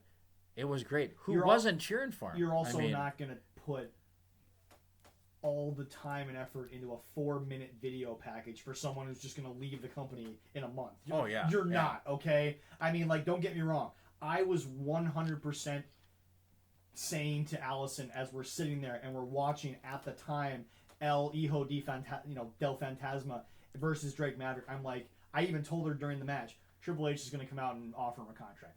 That's how this is going to end. But there was still the story, especially by Drake, was told so well that I actually thought for a second, maybe he is done. Yeah. They did a good. I thought that too. You're not like, okay, Drake is not the kind of guy, in my opinion, right now, or at least at the time. I don't think he was the guy that was going to. Because think about the names that were in that tournament. Okay, think about the talent that was there. Drake Maverick might have been the least talented guy, but he found something. He clicked. He made a story out of himself. And look, I never thought he was going to win the tournament. I kind of always knew he was going to lose. But the more and more he won, the more and more he was talked about. I looked at myself and I said, they're building something here. He's going to the finals. And I don't think you sign a guy like Phantasma, who obviously goes under a different name now. You don't sign. We'll talk about that here in a little bit. You don't sign him and have him come into a tournament and not win. I mean, 20 definitely, years yeah. of being one of the biggest luchadors in Mexico. He's not going to come in and just be another talent. I mean, you sign him for a reason. But Drake did a great job. He sold matches great. He sold injuries great. He was gritty. He was tough. He was a pit bull. Not to the level of AJ Styles, but he was a pit bull. Yeah. Oh, yeah. But, I mean, okay, Leroy, I'll let you go. Your thoughts on the Drake Maverick story from the day he got released to the moment that Triple H handed him that contract. What were you feeling that whole time?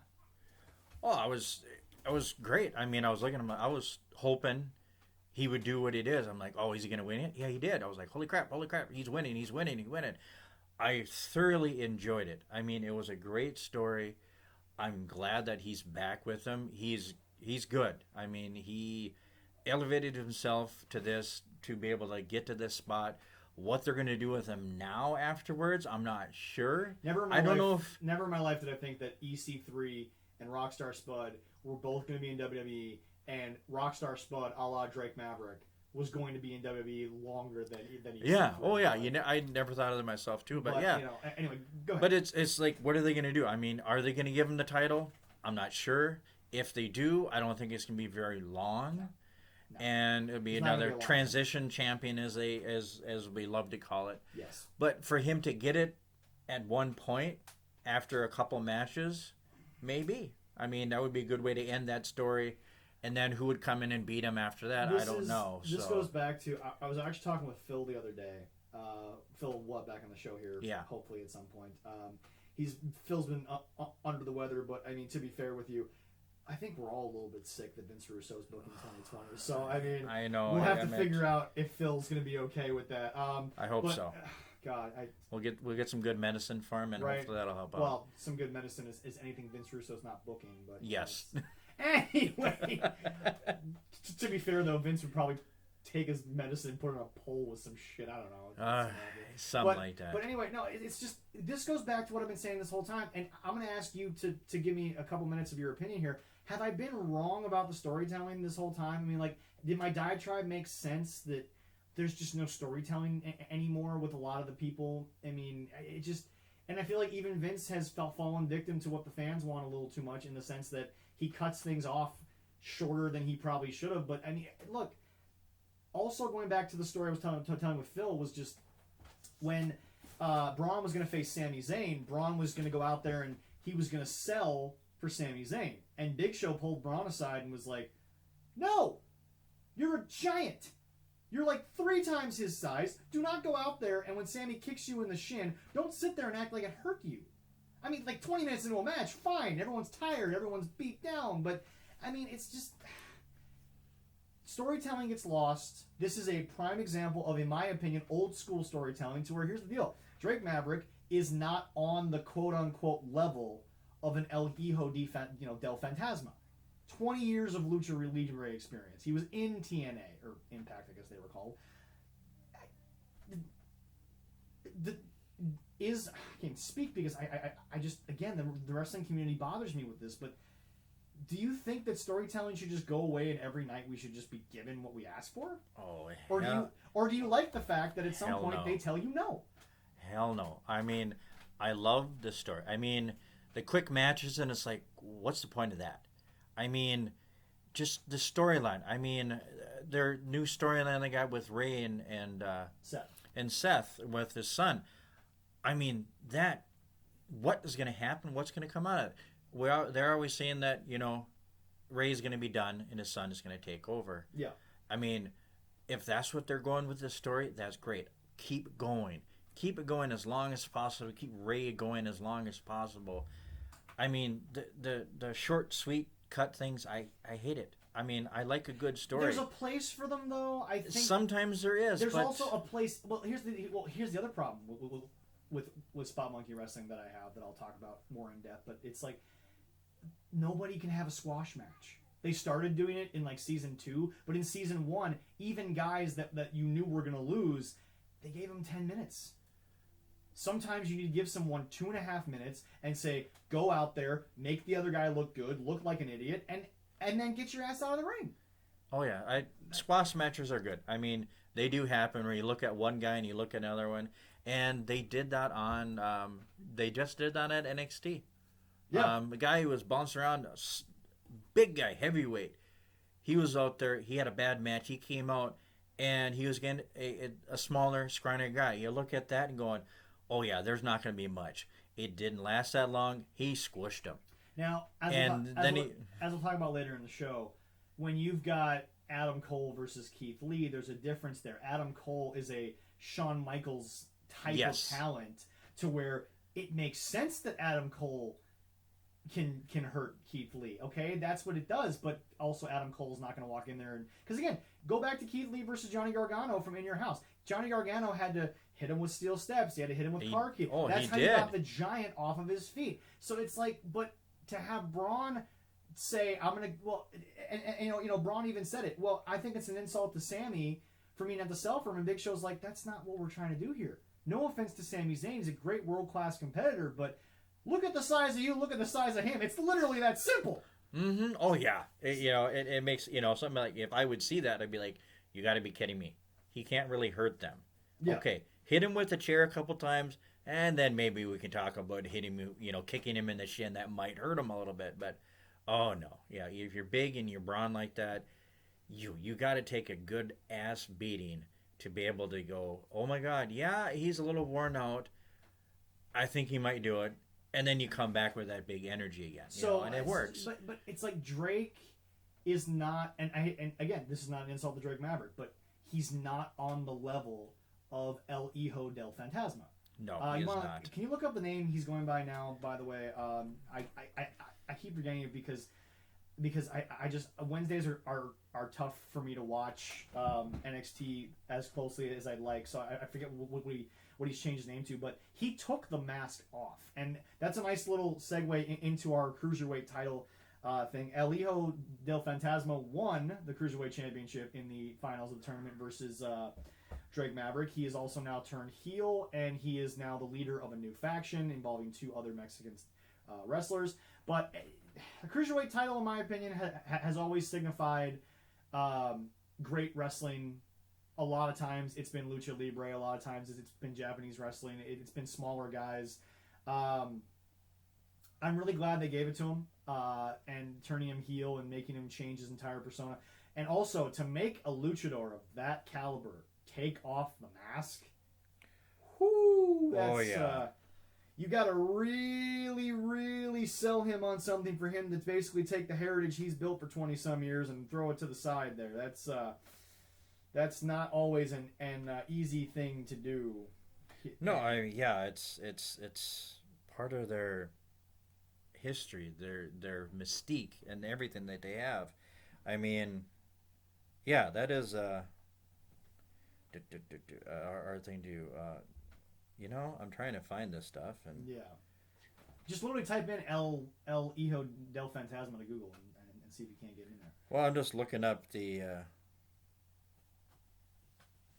Yeah, this is an old one. It's not even current. Just go no seriously. Just like go to his Wikipedia page and then just go down to where, ladies and gentlemen, once again, Leroy. Technology. Sometimes I'm just like. The sad part is that while Leroy looks this up, the sad part is Leroy is actually the technical producer here at 13 Card Subject Change. So well, when I have more time, it looks a bit easier, Well, more time. You had a week to prepare for the show, for crying out loud. Good Lord. God, you too busy at work trying to fix the kitchen problems? I don't know what's going on with you these days, man. Anyway, no. So you now have the cruiserweight title. I don't know what's going to happen with Jordan Devlin. Obviously, everyone. If you don't know by now what's happening in the UK wrestling scene, then you should go Google search yourself. Something Leroy is unable to do currently. So all they have is him. Give me your damn phone, for crying out loud! No, seriously. Okay, Leroy is now handing me his phone right now. Just give me your goddamn phone. Give me the Google app, and let me figure this out, because apparently you can't. I mean, this is just. Well, see, technology is love. They put it up there. Why'd you look up the Cruiserweight Championship? Current. I don't need that because. Well, he is the current. Well, unless everybody says. Jordan Devlin is still considered the current. Okay. Well, maybe I should have looked up the NXT No, Cruiserweight. no, Or the no, Cruiserweight tournament. no. Okay, I thought I had okay. that. I just want to point something out. In less than 2 seconds, I typed in El Hijo into your phone, and guess what I got? El Hijo del Fantasma was the first friggin' search on Google. You dope. And look, I already now have what I need. Are you flipping kidding me, Leroy? Hey, don't worry. We're still friends, even though every woman out there is going, "Oh my God!" Every guy out there is like, Every "Yeah, that's how we're." Women listen to the show since when? Maybe they do. I don't know. My mom might listen to the show once. Okay. So, El Hijo del Fantasma is now known as Santos Escobar. That is now his name. Yes, Santos Escobar. Wow. I should have just. My phone, for some reason, is not working. I should have just taken your phone to begin with and made this shit work. My God. Your phone doesn't like my internet, maybe. I don't know. Apparently not, but it's just like... Okay, so anyway, Santos Escobar is now the Cruiserweight champion. He's now the leader of a faction. He's now a heel. He took off the mask that he was wearing for 20 years in Mexico. It's an amazing story to tell, but he has put Drake Maverick, kayfabe or real, I don't know, in the hospital 2 weeks in a row. Again, going back to what I said, Drake Maverick is selling that he's not on the level of, I'll say his original name, El Hijo del Fantasma. He's not on that level, but we all know that. And so my biggest thing is, it's a payoff. The Cruiserweight title is currently about to become a payoff for Drake Maverick, because I think at this point, everyone wants to see Drake Maverick get that championship, whether it's for a night, whether it's for... I've always said, excuse me, even if a guy holds it for one night, Mick Foley held the... I mean, are you going to tell me that Mick Foley's title reign means any less when he beat The Rock and changed the Monday Night Wars? That's one of the greatest moments in the history of the sport. And and here's the deal. You're going to take that moment and you're going to say that moment doesn't mean anything because they didn't go anywhere with Mick. Mick wasn't a superstar at that point. I'd say that history has been a lot better to Mick than what his actual in-ring career was. Not saying... I think so, yes. I mean, not saying Mick couldn't wrestle, not saying Mick wasn't a great competitor. I love everything Mick Foley's ever done.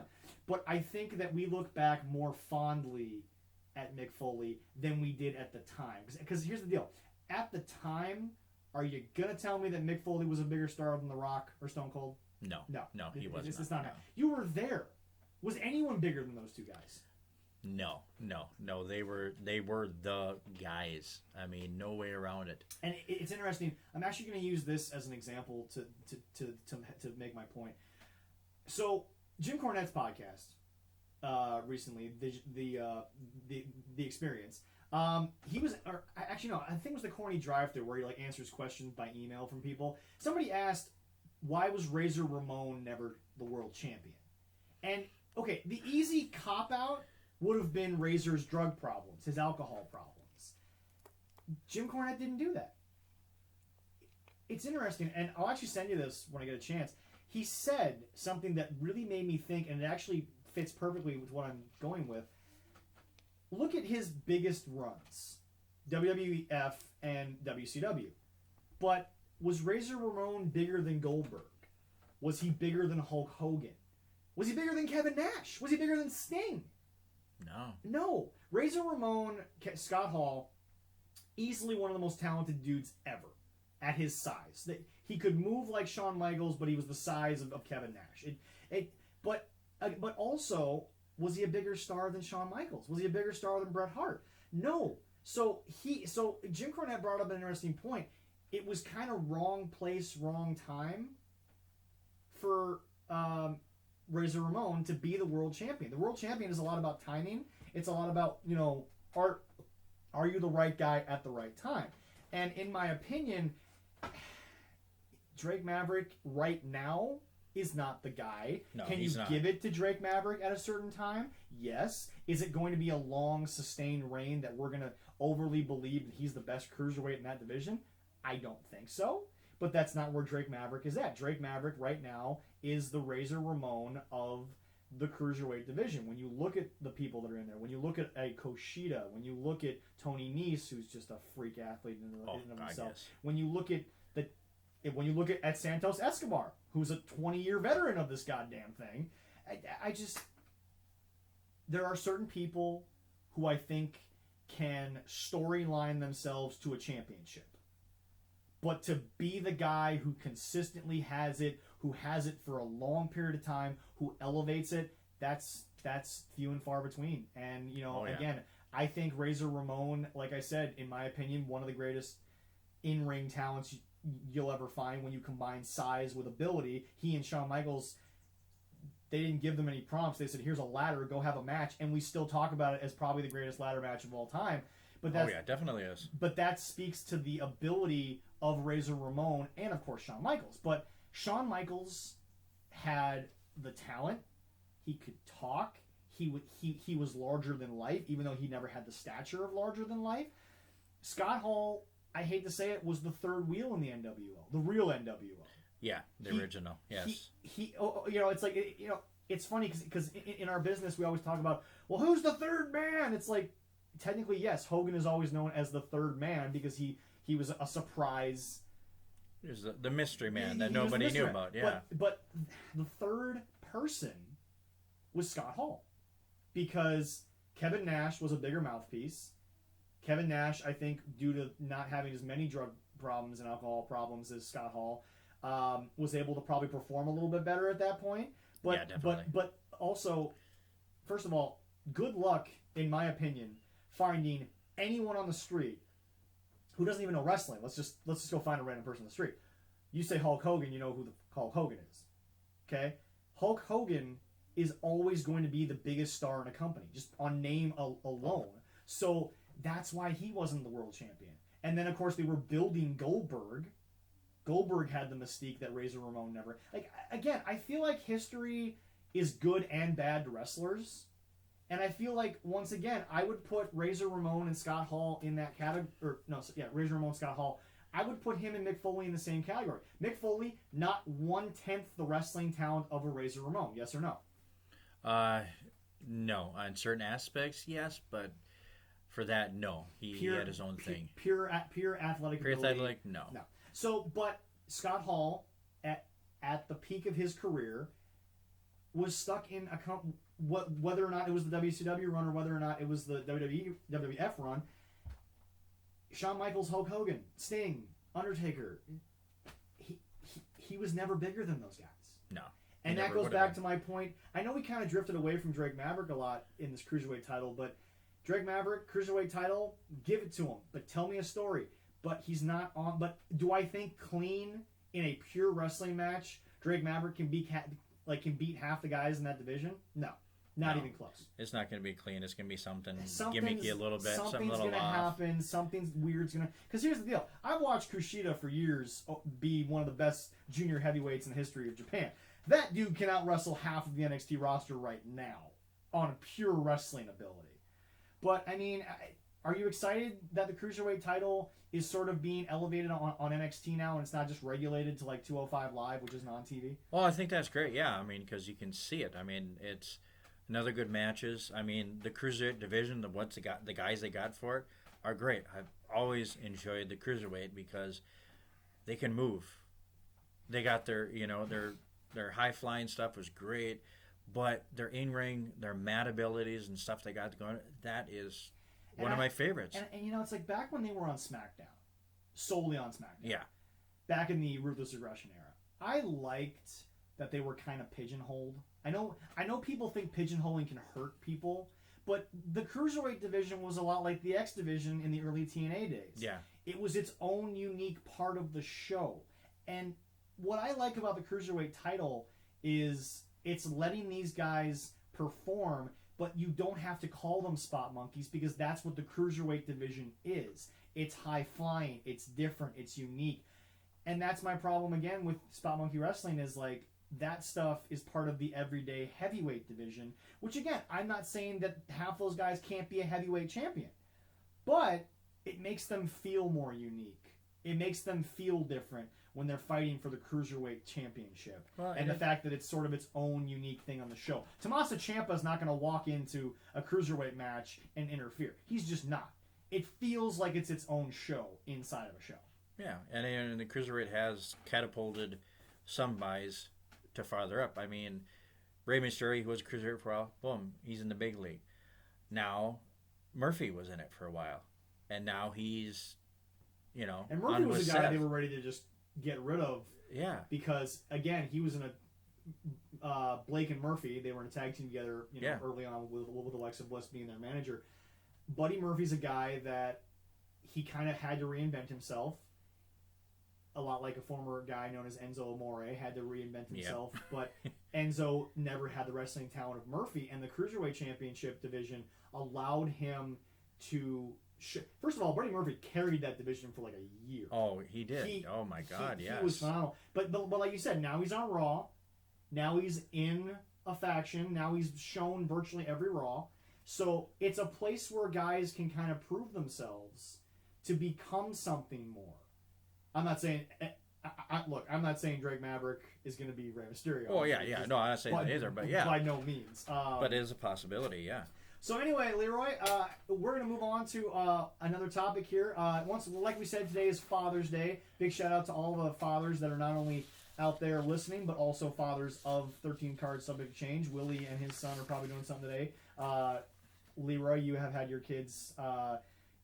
on the show today a little bit. I'm not exactly sure how to word that. Well, Evan was thinking about being on it, but then he kind of decided not to, You've which had is to keep fine. parenting, I guess is the best way to put it. Well, yeah, that's a job you do 24 hours a day, 7 days a week. Anyway, one of the things that we'd like to highlight today, though, is, Leroy, you have a long list. We're going to try to condense it a little bit for the viewers. Listeners, I should say. So, father-son and also father-daughter duos that have been in this business. This business obviously has a long list of second-generation stars. However, I feel like because of what WWE shows on TV, because they're the biggest ones, you've seen the top father-daughter or father-son duos, but there's a lot more other than the ones we've seen. Oh, I mean, there are a lot. I mean, you got to remember the Samoa and the Offies and stuff. They have brought a lot, Roman Reigns and that family, along with... the Usos and everything. They're a big Samoan fan. They came out of there. Then, let's see here. Right away, we have to make sure that we don't forget about the third-generation star, The Rock. Yes. Third-generation star. He's on there. Oh, yeah, he's on the list. But some of the ones, like in the, everybody else, good old Ted DiBiase. Well, he has 3 sons, Mike, Ted Jr., and Brett DiBiase. Not all of them have made it big, just the one. And then what was I? Emily Dupree, Rene Dupree, and Jeff Dupree. I mean, they're second generation right there. Let's see, the Fatu family with Sophie Fatu, Junior Rikishi, Jimmy and Jey Uso. Yeah, right there. Well, we'll talk about the Flairs later. Of Samoan heritage as well, you've got of course Tamina Snuka. Her father, the late. She's great one of them there. Jimmy's and then going back old school stuff that I grew up on is the Funks, Dory Senior. You got Dory Jr. and Terry Funk. Terry Funk. I've officially just declared that Terry Funk will die in the ring. He will. He's still going. It's crazy. And you know what's crazy to me is it's probably gonna happen, and people will be sad because of how great Terry was, but. Terry's that guy that, in my opinion, is there any other way that he'd rather I'd have go? a tear in my eye if that's the way he went, man. My God. And then, back in then, too, is like Vern Gagne and Greg Gagne. I mean, that's old AWA. Not a lot of people know about it, but I grew up on that stuff. Oh, yeah. No, Minnesota boys are right there, especially. Yeah. And then you got the Guerreros. Oh, my God. You got... Starting with Gory, Chavo Sr., Eddie, Hector, Mondo... Chavo Jr. Chavo Jr. was there. Chavo Jr., Chavo Sr., then Eddie Guerrero, and then his daughter, Saul, which we'll talk about later. Yeah. And then, that was the Mexican family that was just huge. And then you're talking about... Here's the thing that I think people don't realize, and I'm not saying I have any direct information about this, but Vicky Guerrero is the mother of 3 beautiful young girls. Yes. Whose father is basically the heir apparent, the youngest to the royalty that is the Guerrero family. Oh yes. And so, here's the deal. I'm not saying I'm not saying I have any information on this, but Vicky Guerrero, as well as anyone, is being taken care of by Mexico. She's being supported by the Mexican wrestling community because she is now sort of the patriarch of, well, I mean, obviously Eddie's mom is still alive. Yes. You know, and she's still alive. She's had to deal with so much. God bless her. But it's like Vicky is the mother of 3 girls, like I said, whose dad was, in my opinion, maybe the best Guerrero. And that's saying something? Oh, it did say something. Yeah, I think. But we'll go to Canada. Canada had a lot of Canadian residents. Our friends to the north. We can't go through the border right now, but hey. we can't go through the border. But if we talk about Canadian wrestling, there's one family that you have to talk about. Yep. It's Stu Hart and the Hart family. I mean, there's a lot of darkness to that. His children, a lot of different things yeah. there, but, the dungeon, we got Smith, Bruce, Keith, Wayne, Dean, Ellie, Georgia, Brett, Allison, Ross, Deanna, and Owen. Not all of them made it WWE, but they were in Stampede Wrestling there. And we also can't leave out Jim the Anvil Neidhart. Or the extended family. The extended family. I mean, obviously that's family right there. Neidhart, Davey Boy Smith, and all. I'm going to put you on the spot. Oh. Most talented Hart. Oh, my God. Oh, thank you. Just this. Core family or just in general, even extended? Aaron's gonna have a little bit of issue when he listens to the episode, I think. But okay. But I'm gonna put you on because one of Aaron's all-time favorites is Brett. But I think there's more of an argument there than people think. So I'm gonna say go to the core of the Hart family. Core? Who is the better or best Hart? And I'm talking pure, and I'm not talking character-wise because I think character-wise Brett's the best because Brett's character somehow translated better to everyone else. Owen, obviously, may he rest in peace, never really had the character for it. But when it came to working, Owen Hart could just... I say it every time on the show. Owen Hart should be in every Wrestling Hall of Fame based on pure wrestling ability. Yeah, and my hat does tip to Owen. If he would have been around longer... Yeah, God knows what he would have done, but I totally agree. So we've talked about how we're going to talk about Dark Side of the Ring at some point. Like I said, just recently, Allison and I watched the tragic death of Owen Hart in Dark Side of the Ring, and I don't want to get into anything about how I feel about his wife versus Vince, this, that, yada, yada, whose fault it was. We'll get into that maybe when we talk about it, but here's the deal. Chris Jericho said in the Dark Side of the Ring, Owen Hart died, I think it was 99.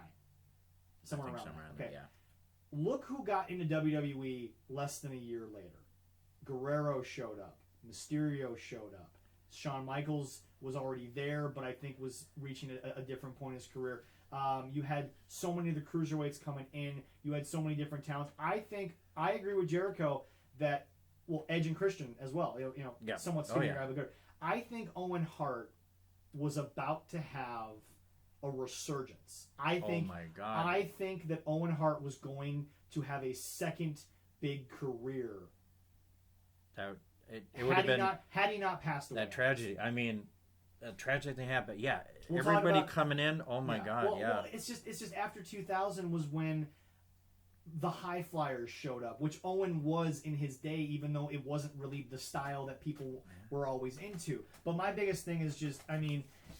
So you're going with Owen for the Owen best parts. Yeah. So, okay. Is it interesting to you though that Owen was the youngest and Eddie was the youngest, and just this idea that sort of like once you get to the youngest, it's almost like the talent pool doesn't dry up in these families. No, and I'm glad of that. I mean, it makes me loving wrestling even longer. Yep. But I'm gonna go ahead. I'll start going on. I'll try to go through this quick. Another Minnesota boys. We're gonna go Larry Henning. He brought us Kurt Jesse Henning, Mr. Perfect, and then Kurt Henning. Let me point this out. Another guy where I don't think the gimmick was a lie. Oh, now he was an athlete. Now we all know cinematically they were sort of making him look better as an athlete than he wasn't probably making all those shots perfectly. He wasn't throwing the football and catching it. We all know those were I think is him shooting the basketball. I think that was pretty damn close. I'm not saying he couldn't, but I'm just saying that like to build the video package, I'm sure you had to do double thing. Yeah. But in the ring, smooth, the towel flip on the Kurt Henning was called Mr. Perfect because when it came to in-ring, you weren't going to find many better. You weren't. Oh, sorry. Yeah. I said he You know, he was second generation. Then, you know, he had his son Curtis, Amy. Yep. You know, his daughter doesn't do much, but you know, she's out there. And of course, you know, The Rock with Rocky Johnson and his there. Who's his grandfather? Oh, Peter Montevilla. The great High Chief. Oh God. And then, you know, it's like, you know, which is funny. It's like if we're talking about American wrestling, and this doesn't even have to deal with wrestling as a performer, but the McMahon family. Oh, okay. Jess McMahon, Vince Sr., Vince Jr., and then Vince was Stephanie and Shane. I mean, that I didn't realize that Stephanie, that juniors, that seniors had a father in it too. Man, it's crazy. Stephanie, to me, has always been more of an actor. More than an athlete. I'm not going to say that she hasn't physically put herself in harm's way. I'm not going to take away from what she tried to do in the ring. Shane has been more of the daredevil. Shane has been more of the talent wrestling. Vince obviously got in there to move the story along, but but you're not going to deny the fact that Stephanie will probably become a promoter along with her husband Triple H once Vince finally either retires or. I say retires, but we all know Vince will die in charge of WWE. Yeah, he will. Vince ain't giving up nothing for anytime soon. You know, one more good from, or two more good from the U.S. The Orton family, Senior, Junior, and Randy. Yep. And then Bullet Bob and Cowboy Bob. Oh yeah, but then we go to one of the great family out of Texas and one of the most tragic family ever, the Von Erichs, starting with Fitz. All of his sons, Chris, Eric, David, Kerry, Kevin, Mike. I mean, they were all great. We're probably going to really have to delve into the dark side of the ring here at some point. Because, definitely. I mean, these are rough stories to talk about, but I think they're stories that, look, again, wrestling's currently going through a sort of dark period of time that I think we'll talk about on a future episode. But look, this business has never been clean. This business has never been as glamorous off camera as it is on camera. I mean, when you look back at some of the documentaries they're doing and you look back at what you saw on TV and you're like, oh, everything's cool and everything, but then you look at what they were doing with backstage and you're like, oh my God, they were able to put out those moments with what was going on. Oh yeah, holy smokes! But I think the best thing with the Von Erichs is Kerry Von Erich and Kevin both have Lacey Von Erich. I have seen her perform, and she does it barefoot. Just just like that. You know, her parent of tradition. Kevin, both his two sons, Ross and Marshall, are wrestling.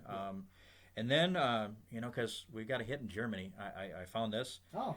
And Alex Wright, his parent, Stephen Wright, was a wrestler before he got it.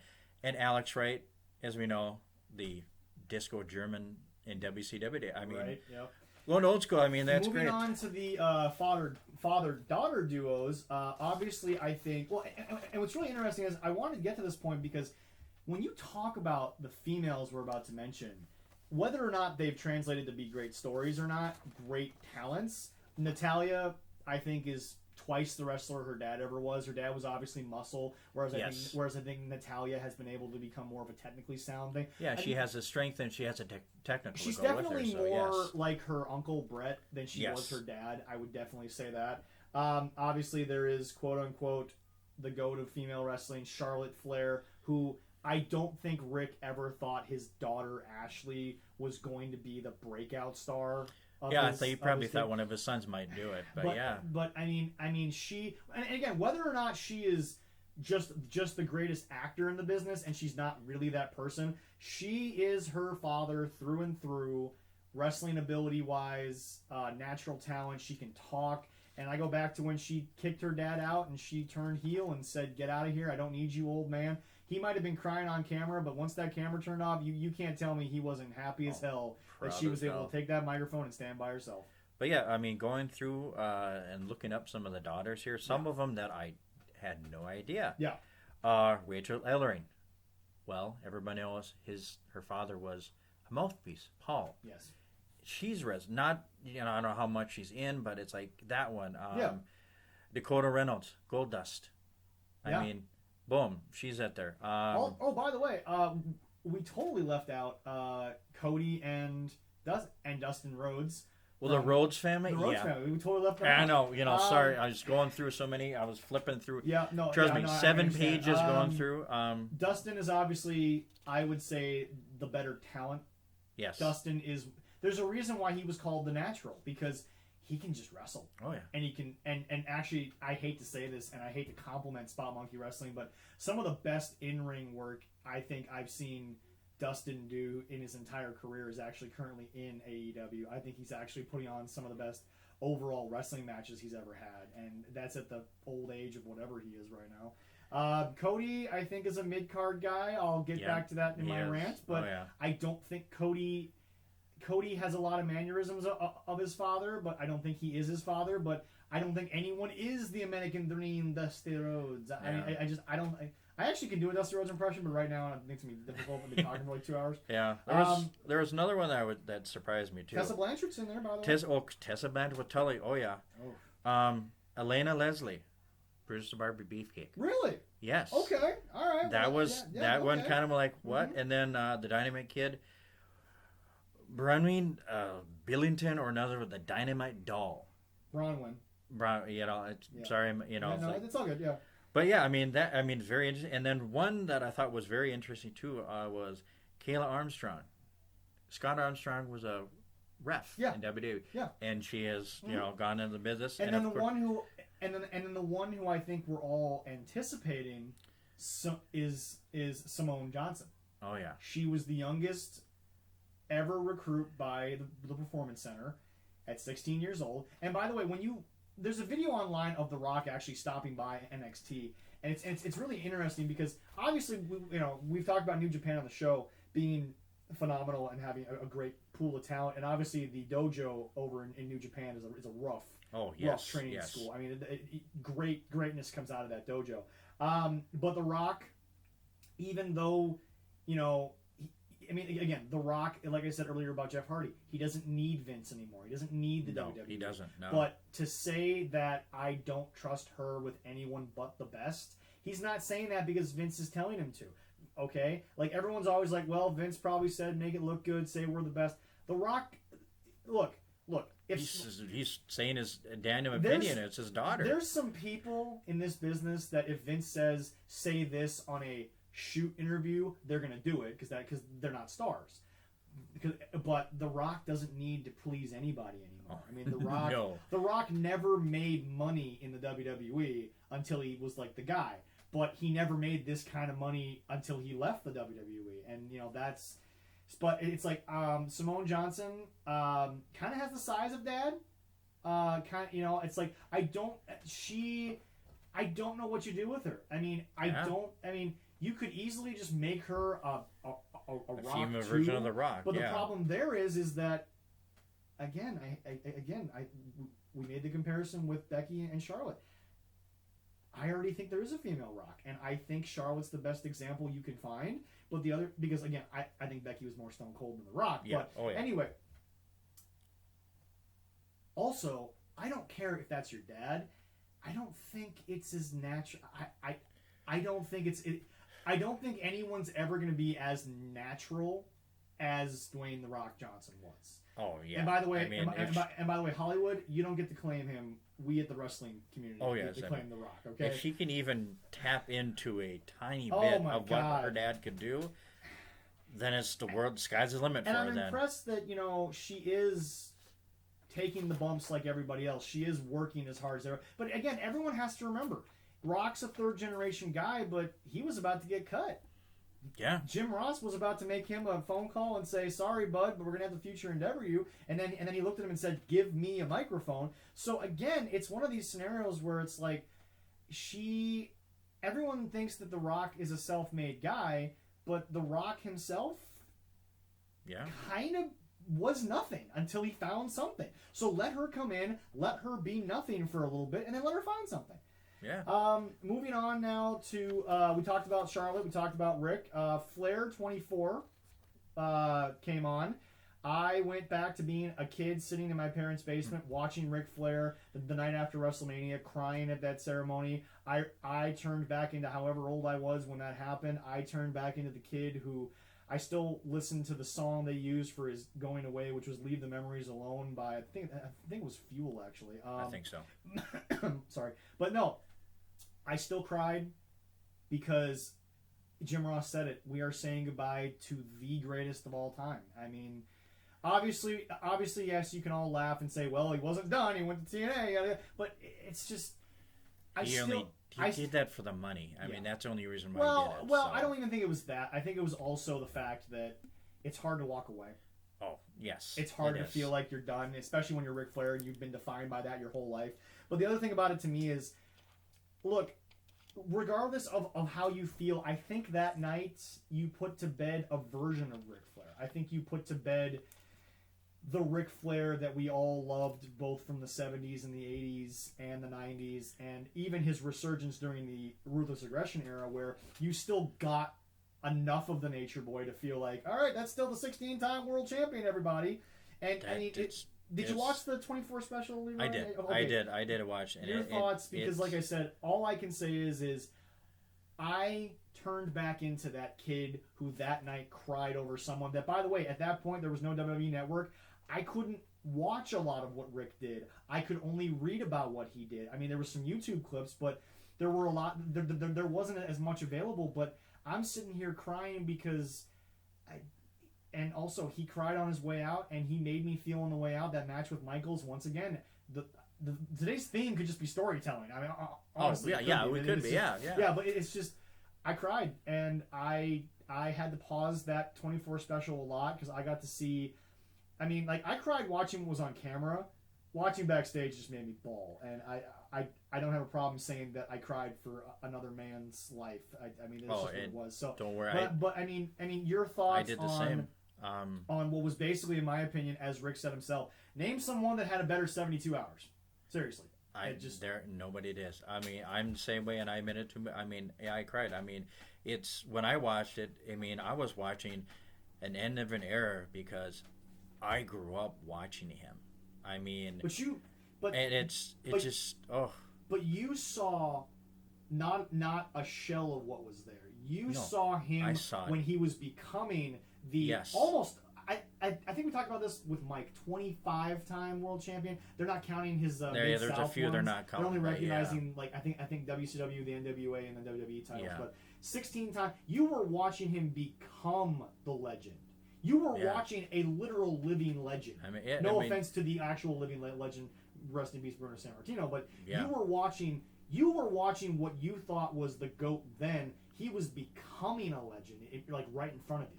Yeah, I mean, it's like the accumulation of his story of his life ended right there at WrestleMania, and that was my youth. That was my enjoyment of watching it. I mean, and I cried. I mean, I cried when I watched it live for the first time.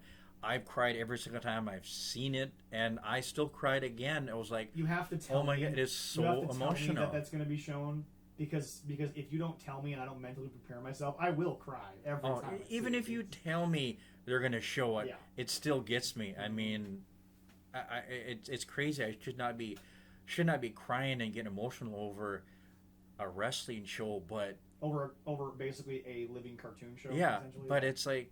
But no, it's my life. It's what I grew up on. It's what I enjoy and what I love, and I can see the passion that he had for all those years, and the enjoyment and the what he put in. Both of them put into that final match, and the biggest thing that gets me is Shawn Michaels looking at the end.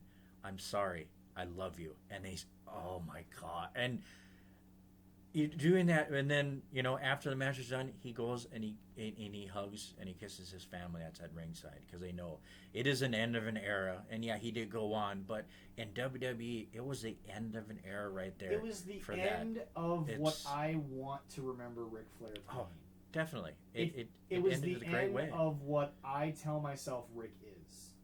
I always tell myself Ric Flair is the GOAT.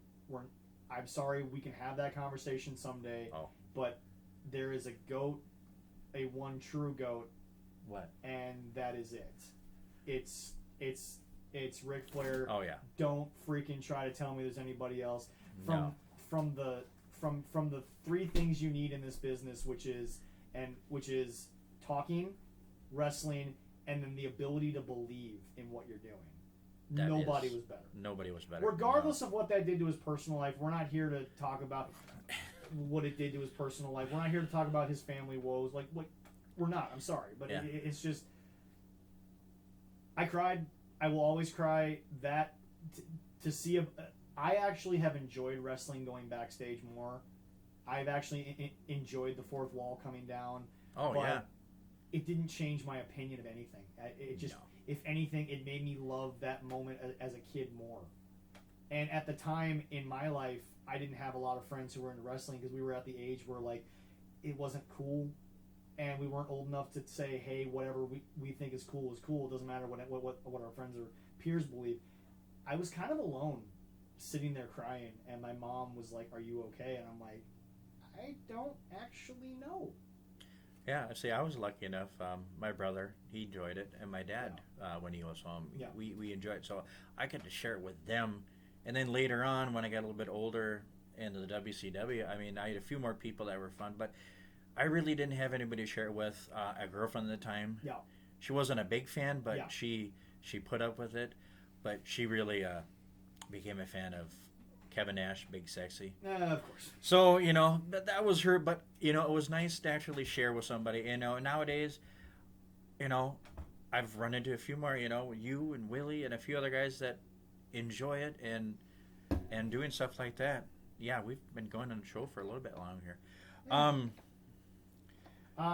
Anyway, so we're going to quick run over one topic here. I wanted to get a little more into it, but we're going to quick run into it. The Intercontinental Championship, AJ Styles, Grand Slam champion. He's, he's never won a tag team title, but he's won all the singles titles. He's won all the singles titles, yeah.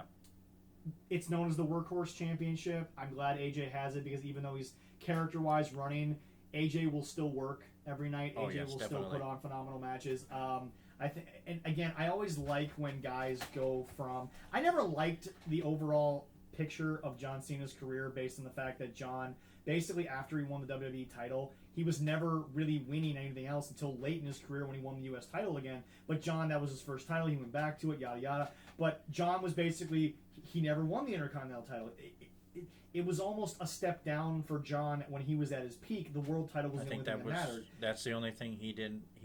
Tag team championship. He won the tag team, but he's never won the IC. But that's my thing. It's just AJ, in my opinion, backstage knows the beauty of it. He knows the pageantry of it. He knows how much it meant to everyone. Type of deal. What's that? And so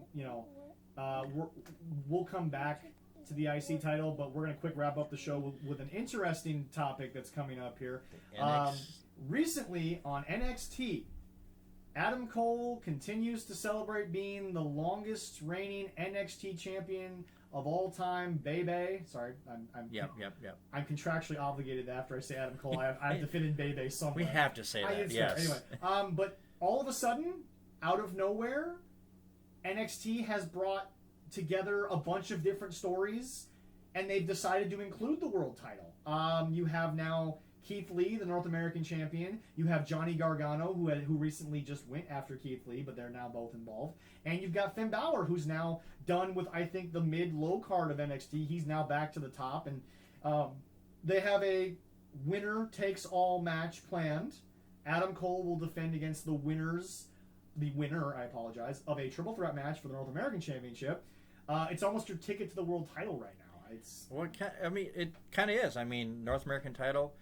What's next? What's the next step for Keith Lee? It's the NXT. Oh yeah, definitely is. But the thing is that I don't think. Nice tape job, by the way. Sorry, folks. We'll get back to that. We'll talk about it later. Anyway, technical issues. Yeah. Anyway, no. You name 4 bigger guys in NXT. You can't. No, them are the big guys. You have the 4 biggest guys who are all now wrapped in a storyline. And here's the deal. I think whoever wins the triple threat match, all 4 of them are going to somehow get involved in that winner-takes-all thing. It's going to happen. Definitely. And here's the deal. Again, going back to storytelling, it's theme of the day, storytelling. Today's episode is brought to you by storytelling. Read a book. Anyway. Reading Rainbow. But anyway, I don't know who they're going to go with for the North American Championship. That, honest to God, you could flip. All 3 of them work. You could flip a coin on all 3 of them and say, yes, okay, you're going to win. Because it works. Because any one of them is going to... out there, you can flip a 3-sided dice. There you go. Boom. And yeah, any one of them could do it. I mean, having Finn going against Adam Rose, saying, hey, You beat my reign as the longest reign, Adam and Cole. Adam Cole. And I'm gonna get you back with Adam Finn. Cole, baby. Adam Cole, baby. You Sorry, you said Adam Rose. Adam Cole, Adam baby. Rose, the Rosebud. That's not. What Well, we're sorry, doing but here. I mean, doing that, having them two go at each other, that'd be great. Johnny Gargano versus Johnny Adam Gargano, Cole. they've had I've some seen great it before, matches. but I want to see it again. It would be good. And then Keith Lee and Bebe. That would be good too. It'd be super good. Oh, it would be good. Mr. Limitless. Also, shout out to Keith Lee. Found at Takeover in Your House, his ring gear said Black Lives Matter. So big shout out to Keith Lee using his platform as we did a week ago. But I just here's my thing. I don't have a prediction because neither do I. It's gonna work no matter what you do. All three of these guys are gonna work. I'm looking forward to. I think they are going to do that on this Wednesday. The next NXT Wednesday. This Wednesday NXT. I won't see it there. I'll see it. We'll be recapping on Hulu next Sunday. So that's we'll already definitely talk on about next Sunday. But I'm so much looking forward to Thursday, sitting on my butt watching NXT. Yeah, no, it's going to be an amazing show, and also all four of those performers, they get it, they know how to do it. It's not it's going to be great. Oh yeah. Once again, everybody, thank you so much for listening, Leroy. Just the two of us. This was a lot of fun. Getting back to our roots that we started, And our one show, you mean? It's just, no, then we had two shows like that. Well, we had a zero session. Yeah. But anyway, a lot of fun doing that with you. Everyone, like I said, like us and subscribe to us both on Facebook and YouTube. Also, we are still on Spotify and iTunes. Also, go to Podomatic.com where you can catch all of our shows. That's our main site right now. That's where we provide our server there. Thank you all so much for listening. Lovely time that we had here today, and we will have all these recaps and everything for you next week on the show. So from Zach and just Leroy from 13 Card Subject to Change, thank you all so much, and have a wonderful Sunday, and happy Father's Day to all the dads out there.